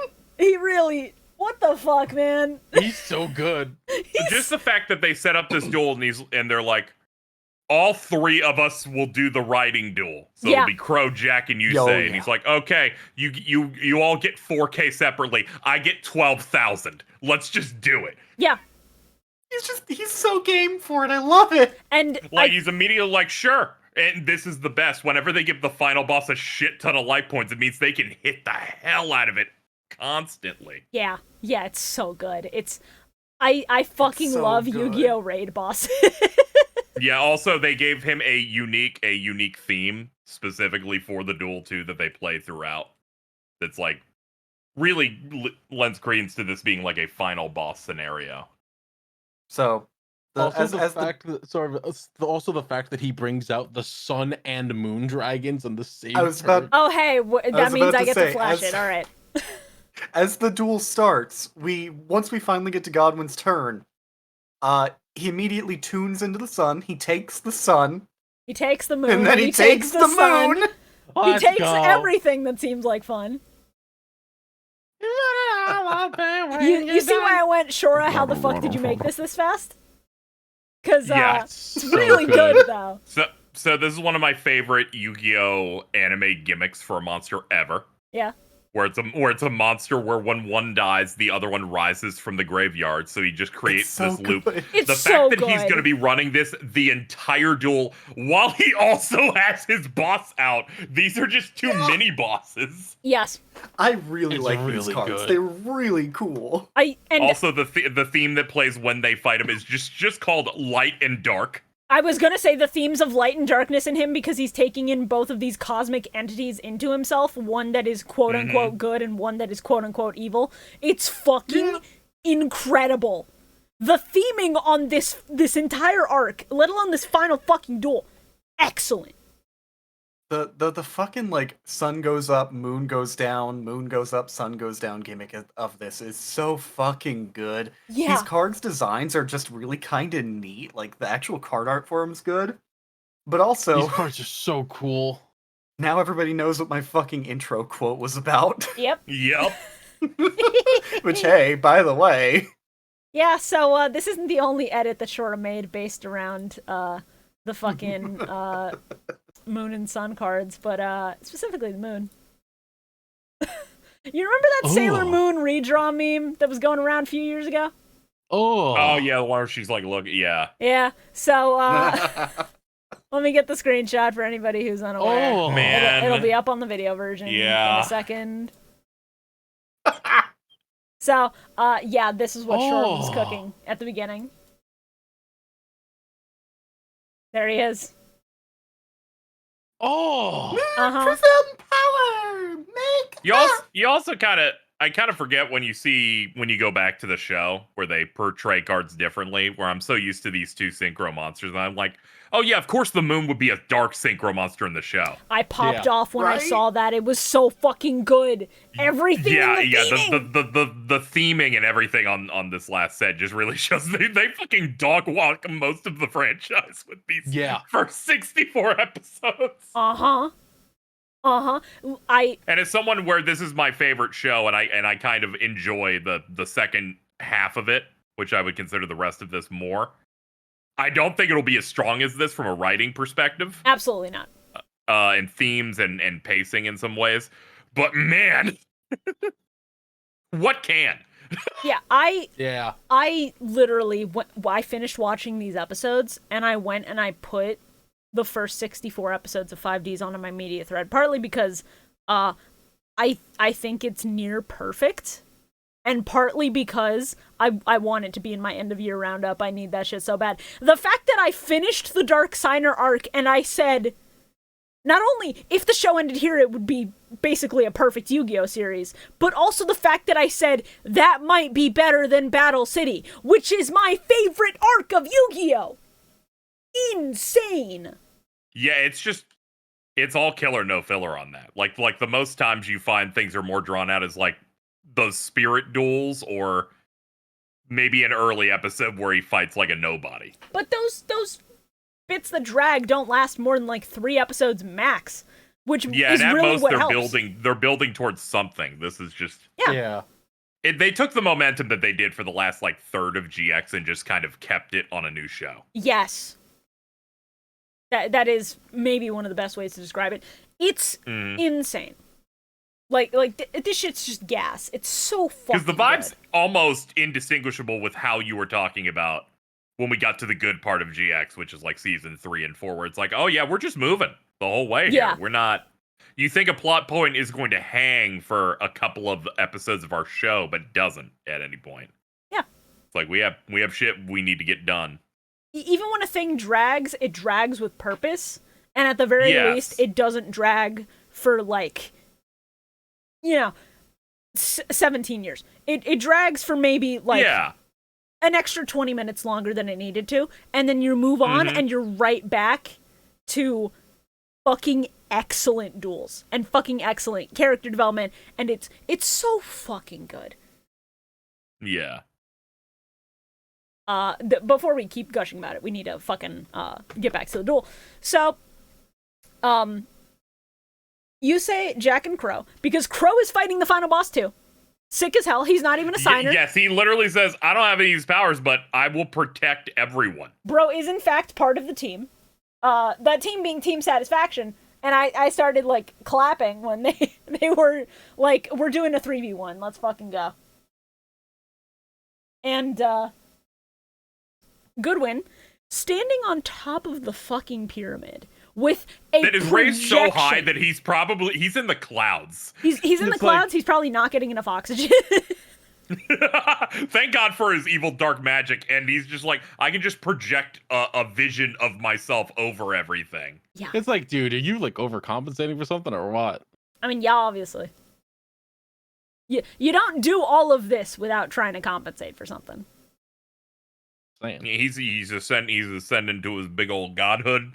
It's kind of like in Final Fantasy X, where they have to hit something far away and then Waka throws a ball and it takes 15 seconds to get there and back. I imagine that's how every attack is supposed to work here. Because he's so far away. Yeah, the logistics of this is a fucking duel entirely made up of black magic, and, you know, the duel runners show both sides of the field for everybody, and the duel runner is able to pick up Godwin's cards somehow when he's playing on the ancient stone slab at the top of this pyramid. The ancient stones that have speed counter LEDs on it! It's so fucking funny. I fucking love you. You're never gonna get a series like this. You so rarely get one that so fully embraces the stupid and loops it back around to being cool. I love when shit is just so like, good. Yeah, it makes no fucking sense, but it's raw as hell. It makes sense in their world. Yeah. They're like, whatever, man. Lock it in. Oh, man. It's so fucking good. So good. Yeah, I thought, At first, I thought all the sun theming of the cards was just because, it's the Nazca lines. It's, you know, all the deities that were worshipped in this culture. So, because he wants to become a god, he's harnessing the power of the other gods. That's cool. No, it's just their forces of nature, and he's controlling the forces of nature now because he wants to be god. It's fine. Still very sick. I do love the effects of the moon and the sun. That, and he's trying to break, it's this thing where he's like, everyone's trapped by this destiny that they cannot go, and he's using, well, the sun and the moon will always rise and set. Yeah. You cannot stop that. It is a little unfortunate that we couldn't get, like, some of the newer Earthbound support cards they'd eventually make, like fucking Line Walker and stuff. Because that would have just added to the deck he has, I think.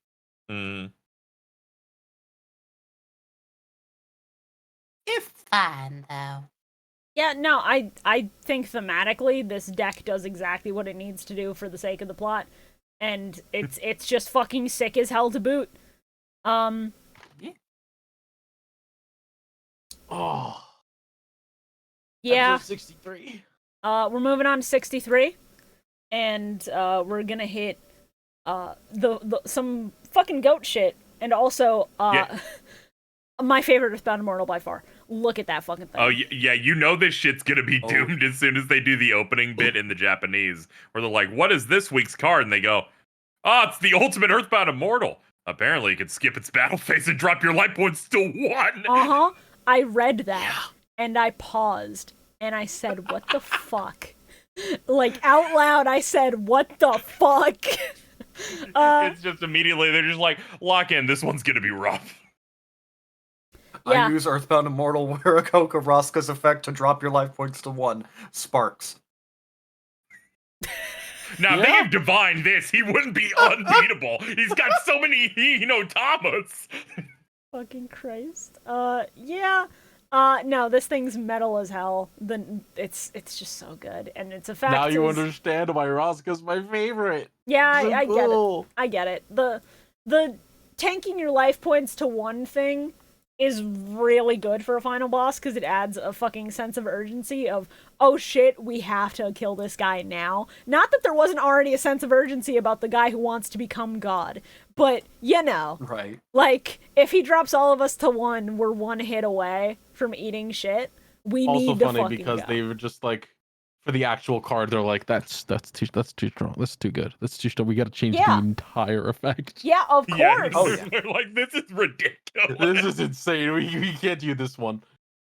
What I'm sad about more than anything is that we'll never get like printings of these things where like they're dark synchros and they have the anime cards printed on them, because I feel like that shit would not only sell gangbusters, but you do that shit in high rarity and then you just do the text that was on the original Color God cards. I would this can't be used. 100% buy the fucking set that has like dark synchro monsters on it. Yes, Even literally. if they all same. had like cannot be used in a duel, I would fucking buy that shit. That I Oh, would yeah, still buy that absolutely. shit. That shit would go great in a fucking anime card binder. Yeah. So episode 63 starts. This blonde reporter bitch, whose name I always forget. Apparently Angela. it's Angela Reigns. Anaconda. Yeah, Oh. you're raining on my parade right now, interrupting a really good duel. A bunch of reporters and a bunch of cop cars are outside of Godwin's mansion because, oh my fucking god, there's a bright light in the sky right above Godwin's mansion, and oh my fucking god, there's purple flames we cannot approach.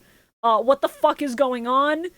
You seem to have forgotten the giant fucking spire that's risen from his land. Now, how could I forget the giant fucking spire that's risen from underground in Godwin's plot of land? Oh my god, what is going on? On What is tonight's happening? 10 o'clock news. Giant bird shows up over rich person's house. More at 11. Not the first time it's happened. Won't be the last. So bro who wants to become God exclaims that he is now a god because he has absorbed the powers of the Dark Signers and the Crimson Dragon. And as he says this, all 5 of the Signer tattoos disappear from everybody's arms, and the full dragon tattoo that we've seen a couple times just forms itself on his chest. Yeah, the thing that they get on their back to denote they're about to win, the final boss just took that shit too. Yeah. Kinda fucked. It's so cool. And meanwhile, remember the tar monster king of the netherworld that we can't let touch the Yeah, he's condor on the glyph? way. Oh He yeah, is he's still walking. coming. He's walking slow because he's a big guy, but he is walking. He is approaching. We are on a time limit here. Like, it's bad. Shit's fucked. All right, that's all true, but like, our boys are doing sick ass combos on it. They're styling all over this fucking idiot. No, they are. Jack summoned Magic Hole Golem, and then I laughed at the name Magic Hole Golem, and then he does a really good combo with it. It's like, Jack, can you just stick to resonators and that dragon, dude? Please. No, he summons a couple guys in this duel specifically that I just, like, giggled a little bit, because, like, they either look stupid or their name is stupid. And I'm like, Rex, sure, I'll man. show you my magic hole. I'll put my Whoa. guy through the rear of my magic hole. It's like, Jack, Please stop saying that out loud. Jack, please.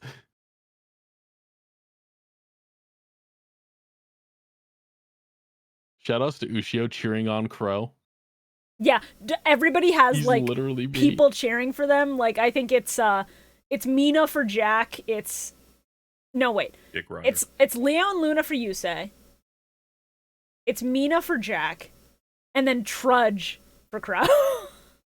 Yeah. It's very funny. And Aki's just sitting there. She's just like, wonder what blue tastes like. Raspberry. Raspberries ain't blue. But blue raspberry is a flavor. That's great, Carl. All right.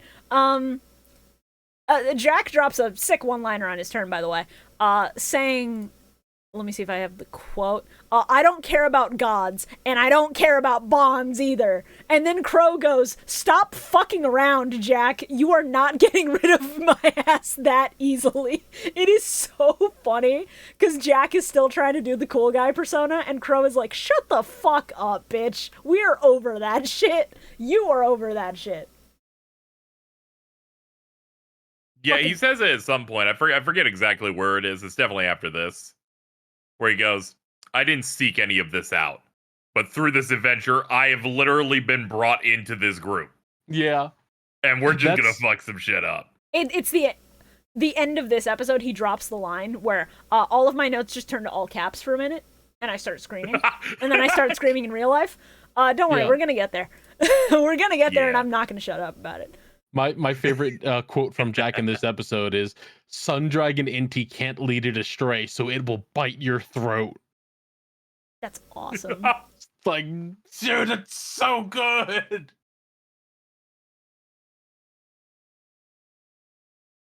Yeah, the way that all three of them are playing off of each other's cards and setups and combos is really fucking good.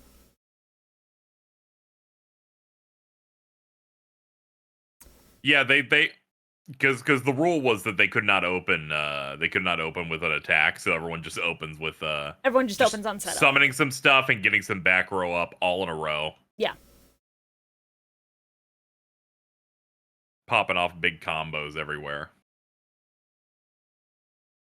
Yeah, Wasn't this episode where like the big demon god just started shooting crows at them? Yes. Yeah, it's once the like Earthbound Immortal condors. ends up coming out. Yes. Yeah. Is the moment that the Underworld King starts sending out his minions. He just starts spitting out slimy condors. Go, my psiotic warriors, seal these fucking signers into the earth. They immediately start fucking with Crow and Jack, and they have to like punch them away a little bit. And this is what allows our B team to put forth a little bit of effort. Where since Signer Dragons can be used in this area, Luna and Aki are able to summon theirs and just blow up the minions. And they're like, they will take care of those so that our heroes can focus on the duel properly. Yeah, despite not having the tattoos, they're still able to basically make sure the duel continues uninterrupted. Yeah, That was. I kind of wish fucking Leo would have actually tried to summon Power Tool Dragon. I was I did waiting too. for it. We're like fucking Trudge going, Goyo Guardian. That would have been hilarious. And it's like, dude, you might have like the best one of these, actually. I think you're better than some Signer Dragons. That's true. Probably. And Mina does nothing because that bitch ain't got a deck. Yep. It's fucked up. Anyway, Blood thinks she's on the team. Weird Kocharaska's here, and he is a threat because he is going to reduce your life points to 1. And this is a problem in a duel where every bit of pain is real. Everything that happens to your life points is physical. So if your life points go to 1, you are on death's fucking door, and you can do basically nothing to stop it if you don't have something already established, because all he has to do to activate that effect is skip his battle phase in a turn. Something that he is more than happy to do with 2 big defenders who revive each other and a fucking Earthbound Immortal. Yeah, 12,000 life points. I can stall for a little bit. Yeah. And he was You have not to wrong. climb pretty high to be able to take me out fast. That bitch can, in fact, stall to save his life. Yeah, and he has a monster that when it dies, another one pops up that's just as strong. Yeah, it's crazy. And then he does the Vraska's effect on Crow. Well, he was. And Crow's just like Wasn't goes it that he was flying gonna off do the it? rails. Wasn't it that he was gonna do it to Yusei first, and Crow was like, nah, Yeah, he was man. gonna Yeah, do it Crow to Yusei, intercepted, and Crow's yes. like, my trap card. Effect damage goes to me. Yeah. Yeah. So Crow starts spitting about how the legend of the guy from Daedalus Bridge gave him hope, and it taught him to be strong, and he will never lose as long as he has his bonds. He cannot be defeated as long as he believes in the power of his friends, and as long as you say specifically the guy who brought them all together is still in this duel, there is no way in hell they are going to lose. A nice touch that I like here is that when Crow is talking about how much he respects that legendary wheeler and everything that he did, they cut to fucking Rex's reactions, and he's just like, you see him just like, oh shit. Yeah. Like, this kid really like means what he's saying. Yeah. He like really likes me. Yeah, you can see there's like a level of like introspection and just respect for Crow as he's doing, because he's still playing. He jumps, he gets flown off the track, which is already in the air. Mm-hmm. So he's just flying, still playing cards. Yeah, he's like, let me get all of these things in real fast. He's explaining card effects while he is falling from like at least 30 stories up. It's insane. He's like, I wanted this trap card to blow up the Earthbound Immortal, but I'll settle for one of the sun and moon things. I'll blow that up. I'm gonna set this thing up. I still have a face down that could be used later by someone else. Yes. But the most important thing is when his wings jut out of his rider, and he flies back onto the other side of the track and then crashes. Yeah. That's so cool. It's ensuring that he doesn't die, so he's down to 1, but he managed to land perfectly. No, dude, he also like straight up tackle one of the monsters? Yeah. Oh yeah, when he uses the effect to blow it up, I forgot about the detail where he crashes into the monster. Please see my edit on the screen. Please see my edit on the screen. It's so Hi, good.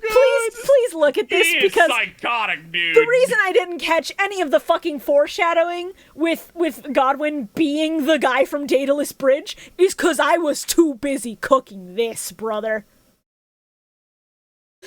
Every single time shit. Crow has shown up, he's been the best part of whatever scene he's in. It's so funny. Genuinely, It's so good. genuinely, Goat Hogan.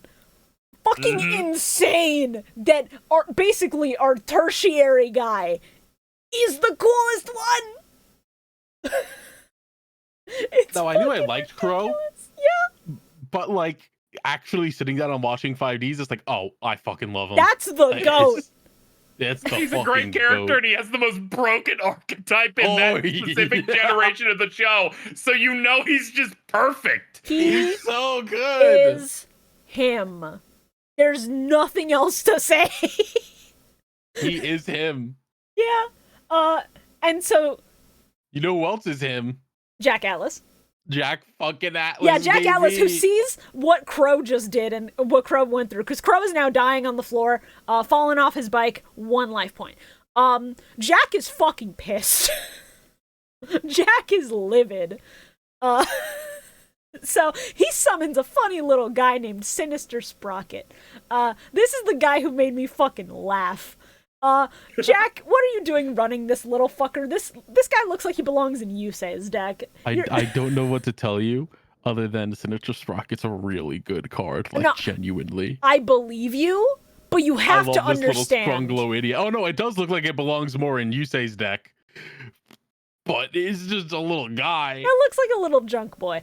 He's a little guy. Yeah, and he brings out Sinister Sprocket. He already has a couple monsters on the field, and with those 3, he gets Red Dragon Archfiend on the field. And he activates a card called Half Straight. Bisexual King, let's go. I see you. I see you. I was like, oh, fuck, here it goes. He halves Red Dragon Archfiend's attack, and that lets him just do direct damage. But, you know, Godwin looks at this and says, Sun Dragon Inti, make your own attack 0. Because half straight only works if there's a monster on the field with higher attack. Yes. There is so no longer smart.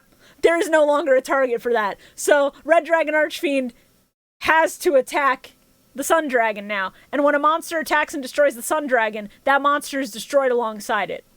Look, I just love that Jack's, oh my god, he's so good. Yeah. He does all these plays. He starts talking about the people he's lost and he loved, and he's just like, Godwin, I got the taste of love nectar from a divine goddess. Now- I've got the Baki power up. Now, Jesus Christ. now, here's the problem. You have to understand. I screamed because at first I thought Jack and Carly was just going to be comp het and it was going to be forced and I wasn't going to care. I was just going to be like, oh, get it off the screen. And then this entire arc has happened. What do you mean Yu-Gi-Oh! Did comp het right? What do you mean Yu-Gi-Oh! Is one of the few series where you introduce a female love interest to the rival character and it fucking works and I care. Anyway, the text on that says, I can fix him, I can make him worse, pathetic, I can love him so much that it changes the course of the entire narrative. Let's go. Yeah, I think it was in the last set where she talks about her belief in him and everything, and it shows like a card or whatever for him, which they printed in the last year. Everyone's king, yeah. Yeah. It's really good. But yeah, his exact quote is, no matter how hard I try to deny it, I cannot escape from this bond. I learned this from the love of a woman. I screamed. It's so fucking good for no reason. For what? For what? To make you feel something.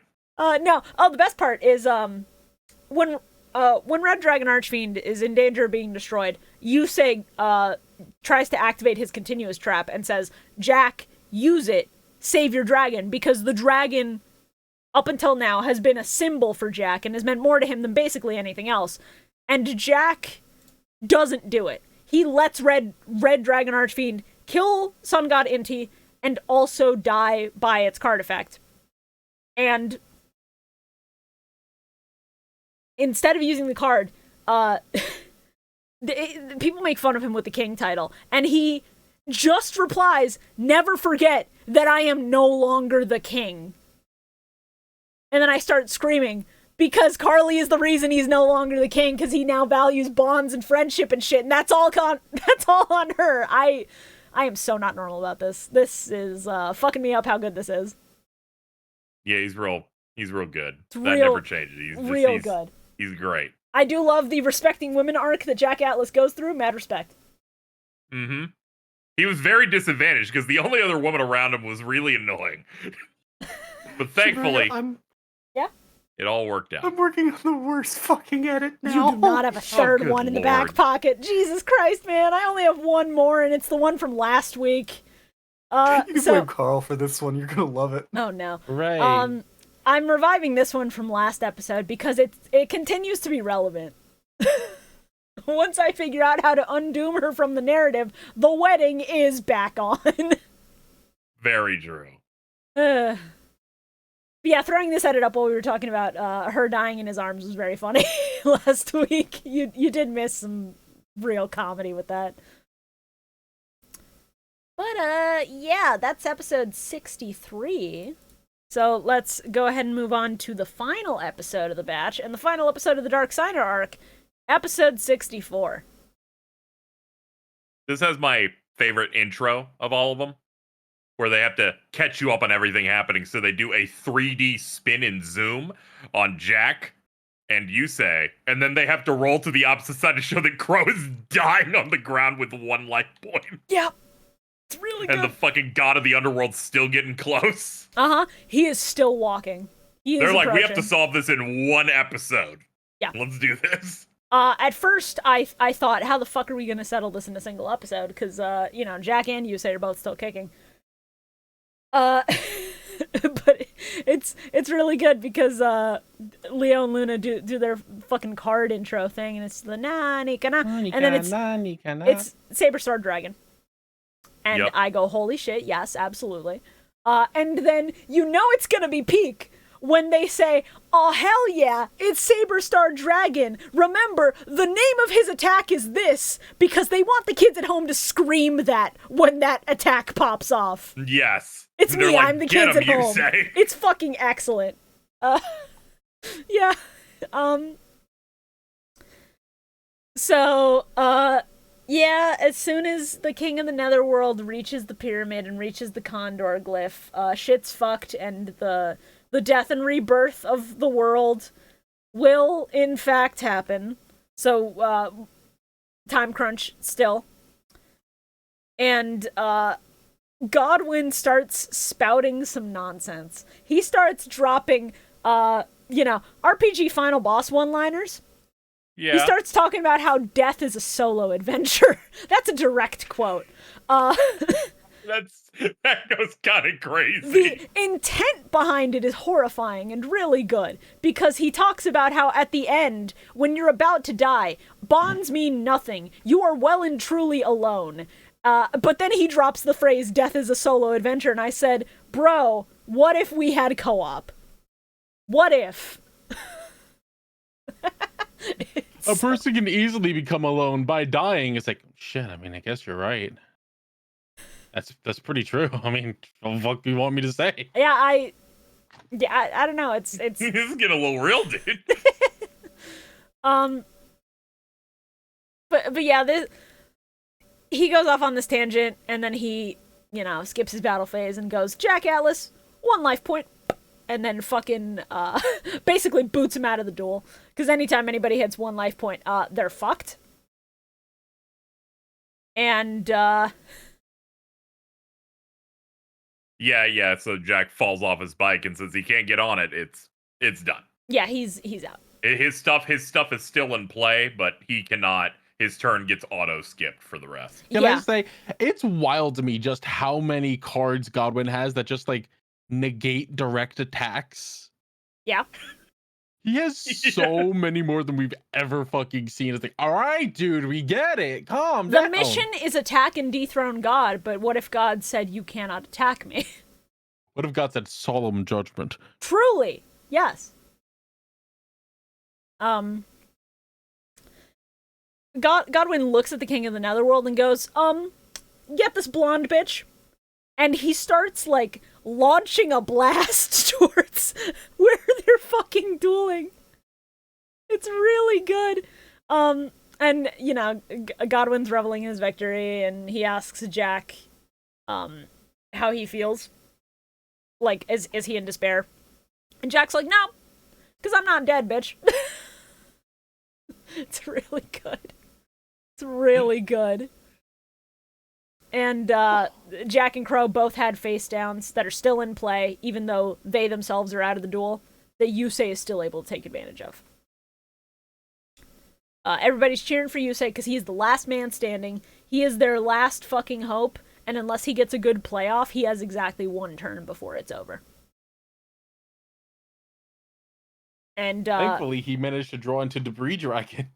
this is true. I do like the Debris Dragon is just fucked up miniature Stardust. Very good. Yeah.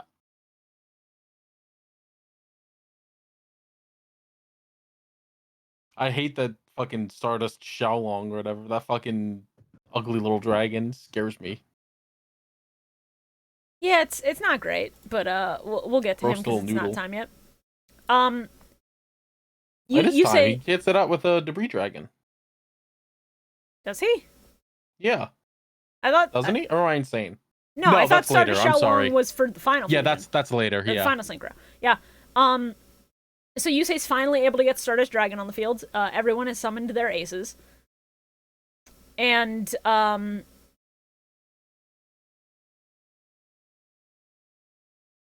so Yusei is able to, kill the Sun Dragon. Alright. But- This is the dumbest edit. I'm gonna put it in general. Mhm.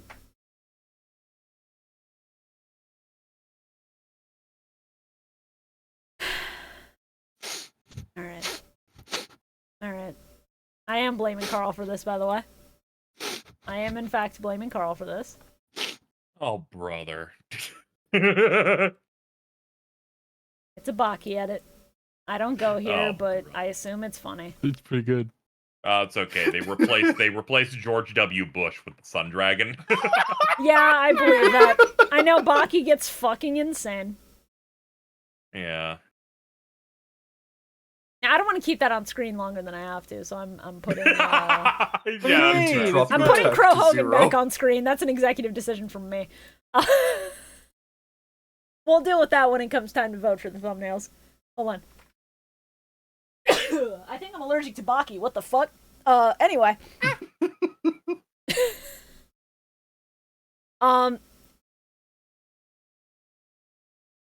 So Yusei defeats the Sun Dragon. Godwin's like, ha! Moon time. And then Yusei goes, absolutely not. Conquest of the Supreme Ruler, which is the card Jack played. Which, on the card art, it's a king basically performing solemn judgment. It's really funny. I'm done being the king my ass, Jack Atlas. And that card basically says, you do not get to normal or special summon this turn because synchro monsters fought and one killed another. So, Hell yeah. ding dong, the wicked bitch is dead. For good this time. The loop is broken.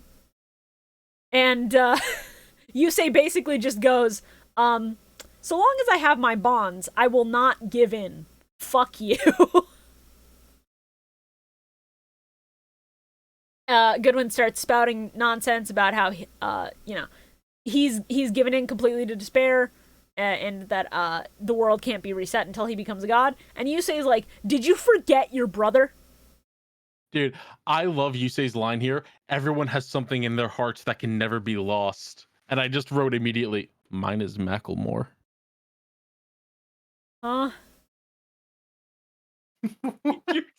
Man, you suck. One love. Okay. Fucking hell. Bob Marley, one love. Oh, God. Alright. So, Yusei insists that, no matter how insane Godwin got, he never lost the bond with his brother. Literally, that's the reason he was doing this, is because of the despair that his brother was in. And to, like, fight against the cruel fate that led to his brother's body becoming a fucking battleground for cosmic forces. And, he goes on to talk about how the Daedalus Bridge thing was literally him trying to fight against fate and destiny and all this shit that he's claiming is unconquerable. Because he wanted to reach his brother, because he was stuck in Satellite. And Godwin's like, no, fuck you. As soon as I kill you, none of this matters. So, it's his turn. He tries attacking directly. He tries using Wirakoka Raska. And Jack is like, Yusei, use the fucking card you have. And so now is when Yusei activates that continuous trap he offered to Jack earlier. Which just ends the battle phase immediately by sacrificing a card on the field. So Yusei sacks the trap itself in order to just say, no, I lived, bitch.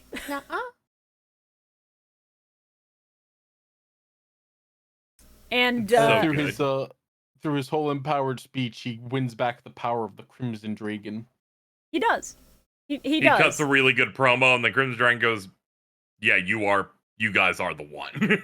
Yep. Yeah, Yusei insists that there are things that you can never forget, and it flashes... Yeah, like Macklemore. It flashes to a photo of his dead father who he never met, and I'm like, alright, sure, man. Weird choice, but okay. I figured that would have been a shot of, like, Rally and the others from Satellite, and also all his new friends. But sure, whatever, man. That's great. And the Crimson Dragon gives them the marks back. The Crimson Dragon makes our boy Crow a signer. Yeah, the head of the Crimson Dragon, which was the one that was missing, goes to Crow. Because he was not involved in... No, it goes to Yusei. Yeah, Yusei's old mark goes to Crow, and then Yusei graduates to getting the main one. Shit, I misread that then. Yeah. Yeah. A Crow who had nothing to do with any of this and still, nearly killed himself to save everybody anyway. Yeah, he's graduated to major character. Thank fucking God. Yeah. Also, it's very easy to make that mistake. They do the Japanese style of, like, writing where they say the thing, but they don't, like, describe what's happening. They're like, oh, that dragon's head. But yeah, it's really cool to just see him you just graduate. You worked so hard. You're just in the group now.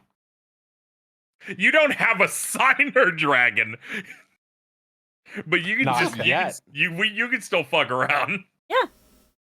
Did they ever say what the 5th signer dragon actually is? No, we only ever saw the 4. In the flashback with Yusei's not, dad, not at the moment. it's only the 4. Something to wait on. Wild.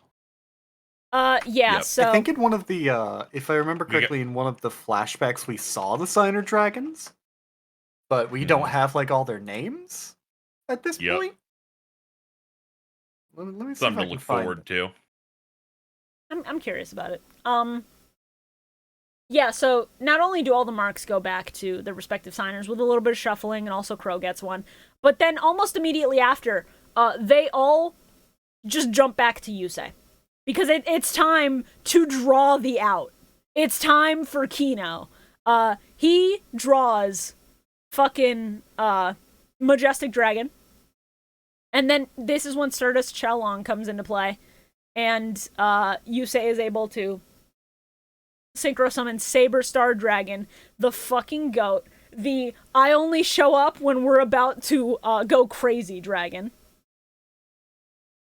King of the Netherworld is almost here. Like, horrifyingly close. But, Saber Star Dragon negates the effect of Wiriko Karaska. So, Earthbound Immortal effect, no longer an issue. And Yusei activates a card called Synchro Baton, which allows him to increase Saber Star Dragon's attack for every single Synchro monster in the grave. There are 4 total. It's now at 6,200 attack points. Hell yeah. That bitch is going crazy. It just hits into the Earthbound Immortal. And, you know, once it hits the Earthbound Immortal, the Crimson Dragon sort of, like, overshadows Saber Star. And, goes straight for the King of the Netherworld in the back. That bitch is, like, about to hit him at ramming speed. It tries to fire a beam at the Crimson Dragon, and Crimson Dragon is like, I am going to tank that shit because I am here to fucking kill you. Yeah, nah, dog. But before the finisher, Yusei and Godwin get teleported to the weird space dimension. Yeah. The thing you do in a JRPG when you beat the final boss. Yes, exactly. Right before the finishing blow lands, you gotta have the big cutscene. So, Yusei sees all of the Dark Signers on the ground, minus Carly for some reason, which I didn't notice initially, but yeah. I fucked up. And Godwin, looking back to his usual, along with his brother, are standing there. And Godwin admits to Roman that, yeah, we may have fucked up. And if it weren't for this kid, we wouldn't have realized we fucked up. Maybe we were wrong. Maybe bonds are the answer to, you know, helping people and saving the world. And, you know, when they said the bond between friends is the way to oppose destiny, I clapped because I remember Bonds Beyond Time. I know this is part of a lead-in. It's really good. Now, the most fucked up part is when Rex looks over at Yusei, it's just like, so they're all about to revive soon. And I'm like, you mean they're not all just fucking dead forever? Wait, hold on. What? Yeah, it's kind of fucked. Like, wait, they get to come back too? Are you for real? Yeah. What's great is the way their dialogue plays out implies they also could have, but they choose not to. Yeah. Yeah. No, we're fine with being dead. They're like, you know, After gotta all move the on. shit both of them have been through, and after all the crimes they committed that they would have to answer for in prison for probably the rest of their lives, I can't blame them for just taking the out. Nah, everything blew up. There's no evidence. Which is awesome when they do the cut ahead to like however long, and it's like, oh yeah, look at Misty's new thing. I heard that she went out of town for a while. Carl, you're skipping ahead. You're skipping ahead just a little bit, because there's a point where the Crimson Dragon defeats the king in the Netherworld, and the glyph that they were riding on disappears, and How Crow could I and Jack forget? are gonna fucking die. They're just falling. But it's okay because Saberstar Dragon flies up and catches them both along with their bikes because he's chill like that. It's And fine. he just sort of flies around for like 5 minutes. Yeah, no, whenever a big climactic duel with Saberstar Dragon They were happens, nice. it gets to just fly around for a bit. He doesn't get They were out of nice the card shots. too often. All right, now, Cool. It was a good moment. now you can hit us with the flash forward. Now is the flash forward. They're like, oh, look at Misty. She's doing really well, and she's out of town for a while. Yeah, and so are Kiryu and also Bomber. They have left for a while, and we won't To see be them fair, for who knows. Bomber needs to leave. He just wants to go home Bomber with his needs family. to see his family. He does, except they're like, yeah, they went out like traveling together or something like that. Like Yeah, traveling they're like, the world. they're It's like, we're not gonna animate these dudes. Bomber, go home. Go home to your family. Why are you traveling, you stupid son of a bitch? He's traveling to Come go on, see his Christian. fucking What are you doing, the family. smiling friends bit? Dude, you're so old. Go home to your family. You're so old. And then it's like, how are they gonna write out Carly when she just pops out of a bush and she's like, so where are these assholes? I've been sitting here waiting for a scoop. I don't remember shit. It's like, I got mad. oh. Here's the problem with how good the Jack and Carly shit is, and here's the problem with knowing enough about 5Ds in advance through cultural osmosis. I know that her VA did some shit, and I know that means that she doesn't get much after this point. So I'll just rip the Band-Aid off in a minor way with her. Mhm. One, they entirely drop everything that happened between those two. Of course they do. Oh. Now, there's a lot of rumors that it was because Carly's VA was in fact in a death cult.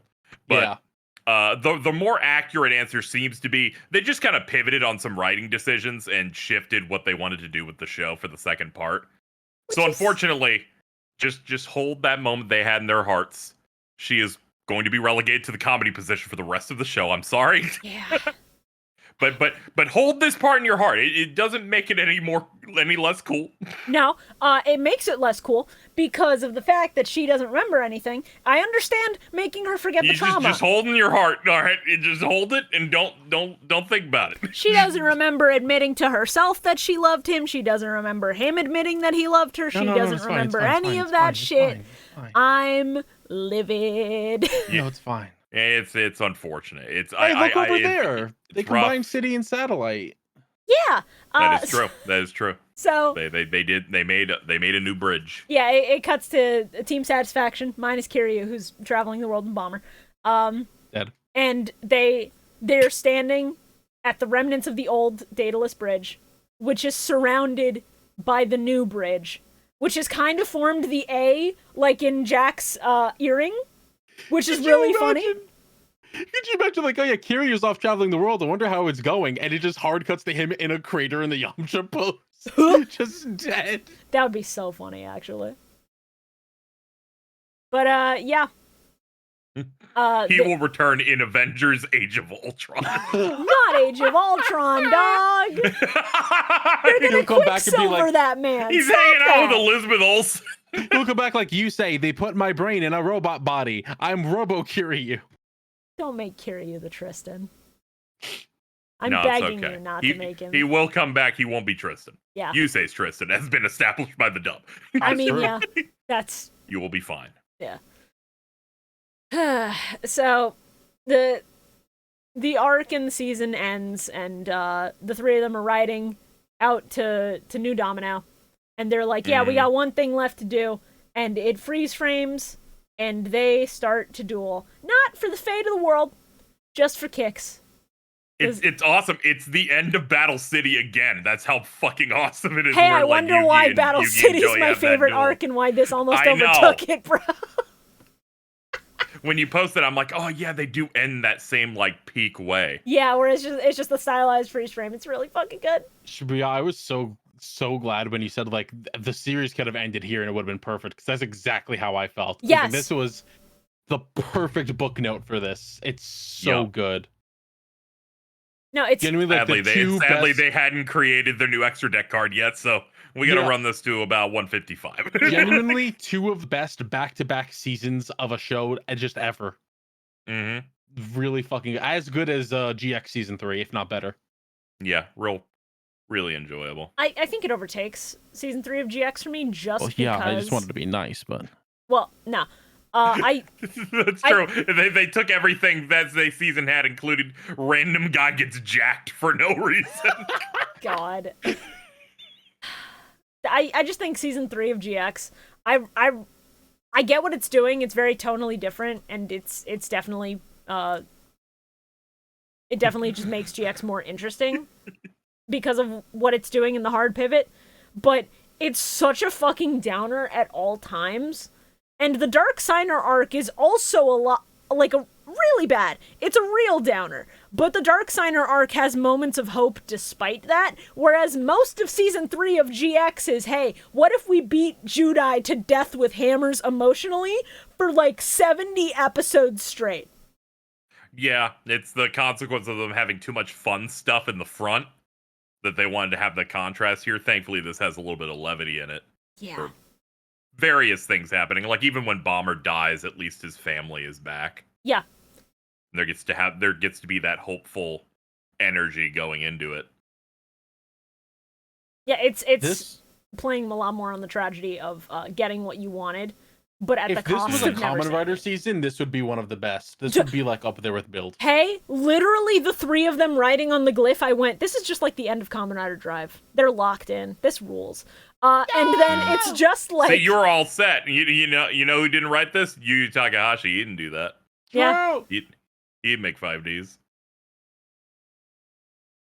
I know nothing about Kamen Rider. I just know that guy's a terrorist. No, true. that guy, he made the most Blorbo from my show's character in all of Kamen Rider for me. And he also wrote a really good season of Kamen Rider because COVID made him rewrite the ending of the season. And then he also wrote one of the worst seasons I've ever watched. Yeah. Oh, that's awesome. Yeah. If I see his name attached to a project, I sigh because I have to lock in, and I know he's going to piss me off eventually. It smile, it cry. Don't do Hobo Johnson at a time like this. All right, well, that's it for the the Dark set. Signers, and that's it for this batch. But first, we need to answer a couple questions. What was your least favorite card in play? Who would like to go first? Sure. Yeah. I'm gonna be honest. I don't like Sinister Sprocket that much. I'm gonna pick that one. Aw, What come the on. fuck? He's just a little guy. I don't know, man. He's too small. Man. Come on, He's man. too small. And Man. least favorite play, there's kind of like, okay, once again, it's not a card play. There's almost never a bad card play here until we get some later parts of 5Ds where I'm gonna get real mad. That's But fair. least favorite play, Divine deciding to talk to someone who has a Dark God going, don't worry, I did all that shit. Uh-huh. Like What why are did you you gonna do taunt about someone it? who can kill you like that? What are you gonna do about it? Kill me with a dark god? What are you, stupid? Idiot. All right, those are mine. My least favorite card is Bad End Queen Dragon. Okay, yeah, I forgot about that one entirely. Do you mean Dragon Queen of Tragic Endings? Yeah, I think in Japanese his name was Bad End Queen Dragon, and I was like, Yes. I That don't is like this. the exact Japanese name. I get it. Yeah, it's ugly. I don't like it. It scares me. It's hideous. It's like a gross snake dragon. It's ungood. Came from the swamp. Stinky. Okay. And your least Speaking of favorite- things that are stinky, least favorite play, Divine. Just Divine. He should have died. He Well, should have been Hey, dead. it's okay because we got to watch him die a second time, and I think that's awesome. That's my runner-up for favorite play is his death. But we'll get to that. Divine has the greatest form of death of the author I've experienced in any media, where someone interviewed one of the director of the anime and said, "What happened to Divine? Did his soul get back?" And he's like, I don't know. When everything went back to normal, he got spit out into a jail." Yeah. I'm like, nah, he's dead. I'm not counting this one. All right. He's in hell where he belongs. That's my take. He's burning in hell. Yes. As he should This is be. so funny. What's up, man? I was I was going to say that my least favorite card was Fire Ant Ascator because I couldn't think of anything, but no, yeah, I think it's Bad Bitch Queen Tragic whatever the fuck Dragon. Yeah, it's like it's the dragon that it's so easy to memory hold because it sucks. And then yeah, my fucking least favorite play is Divine opening his goddamn mouth. Let's go. I was like, what the fuck are you doing, dude? Like, I know you die in this scene, but really? God, he sucks so bad. I wanted to pick a card that wasn't Dragon Queen of Tragic Endings, but at the same time, There's too many good cards here. like, yeah, that's the problem. The Fire Ant's funny. I like the Fire Ant. Wait, hold on. Because I could pick the one where we looked at him and went, is that a little racist? Hold on, I need to find the name of it again. What was the like? Oh yeah, The fire priest or whatever it is. yeah. Hold on. If I can actually see Oracle of the Sun. I think Oracle of the Sun, not great. Not ideal. That's probably So funny. probably gonna be my least favorite just because I think Misty's dragon, I like weird fucked up dragon creatures in Yu-Gi-Oh! I think Yu-Gi-Oh! Is one of the best just places to go for weird designs for dragons that are cool and or grotesque the way they should be. Yeah. And so I think it's interesting, even if it's not the prettiest to look at. That's not what they're going for. If you're gonna be all about tragedy, you should be ugly because grief fucking sucks, dog. Anyway, my least favorite play was Divine brainwashing women. That's very true. That's fair. I think we should respect women and let them have good character arcs. Come the fuck You know, on. good point. Come You're on. making some good points here. All right, favorite card in play. Who wants to go first on this shit? I already went first. Carl, you're going first now. My favorite card. There's a lot of good cards in this set. I loved so many of them. I gotta go with Raska. It's so Coach sick. Raska is my favorite one, dude. So good. They backload the good ones, like that one, the lizard, Yeah, the like shark, Shamu. I do like Shimu. And my favorite play is just the bonds of friendship. It's always a good just pick. my three fellas just fucking curb stomping this dude. All my fellas. All my fellas. Yeah, the fucking like 3-trap card combo was really goddamn good at the end there. Just alright, I'll do this. No, fuck you. Oh, I'll do this. Yeah. Then. No, fuck you. Yeah, They're all it's just- really good. Yusei just turns around and he goes, Hell yeah. Excellent. Very true. Fuck it. I'm just gonna agree with that being the best play. That fucking set of like, fuck you, you won't do this was really good. Yeah, that was fucking. It's really hard to choose a favorite card here because like I like Yep. the sun, I like Mhm. the moon, I like Wirako Churaska, I like the funny lizard. They're all really good. Yeah.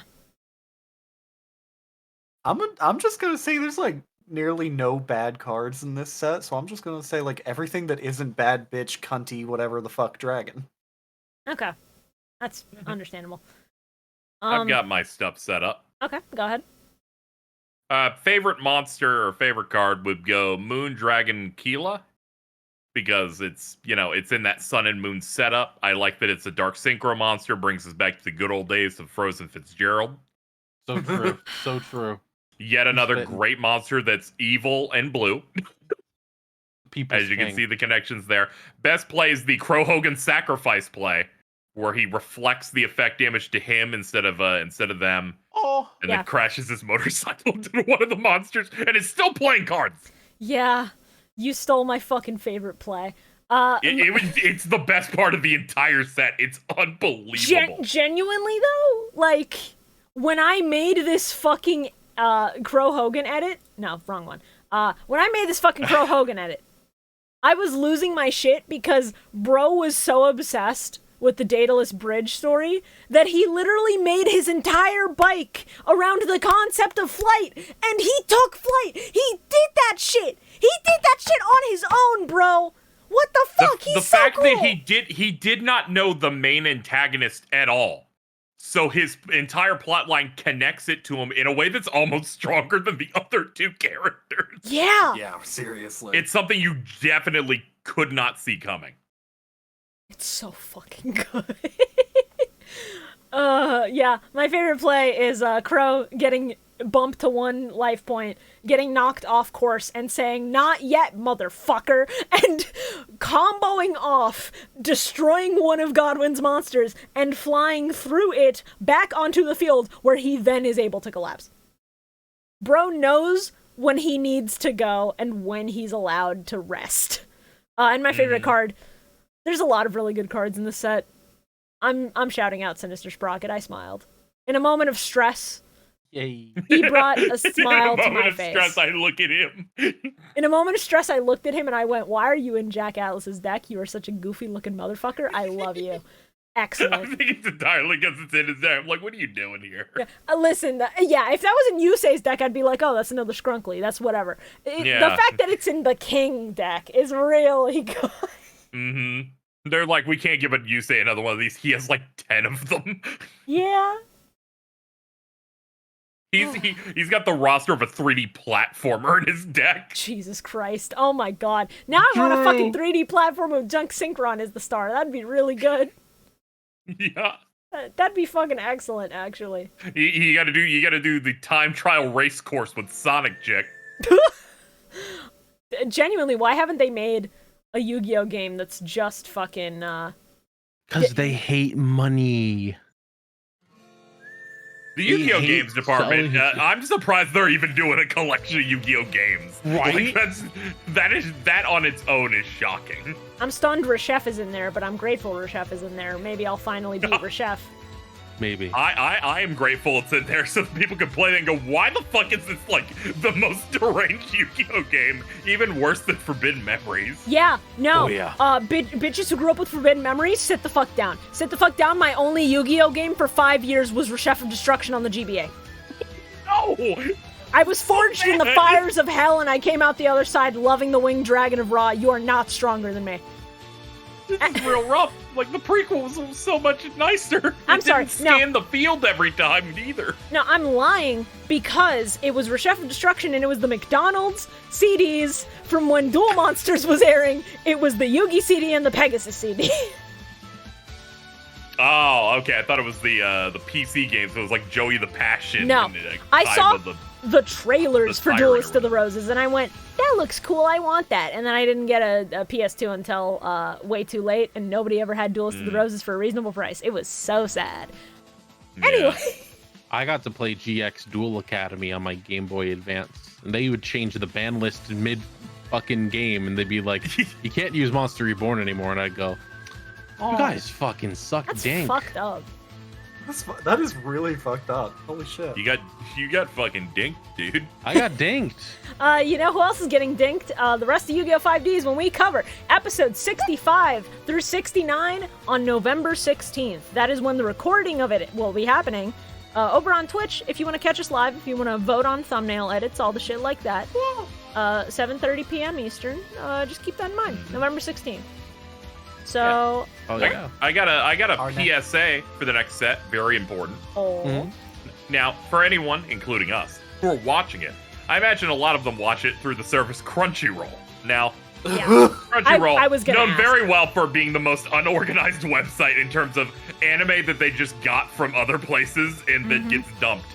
Now, if you look on the list normally, you are not going to find the subtitle version of this show, despite it being called Season 2 subtitle. So what you'll need to do is search the episode name. And then when you find it, you click it, it will autoplay through the rest of the sub. But you will not find it to the page normally. I had to look myself for episode 65, A New Threat. Not to be confused with the dub version, Season 2, Episode 1, A New Threat, Part 1. Thank Yeah. God for piracy. Yeah, But thankfully, it's all still there, so I don't have to change off sites. I I was am gonna going say, to be looking this up. it doesn't matter to me. I can just click the continue watching thing where it shows up. It is not there for the next episode. Yeah, It no, is that's not. dub So what only you- for the next you- episode. I saw it. All you have to do is just search, and it's there, and you'll be able to tell because it's going to begin Oh promoting. shit! They got Witch Hunter Robin. Yeah, they're gonna start promoting the new the Bonds Beyond Time movie from this point. That's how you'll know whether you're on the right one or not immediately. Oh.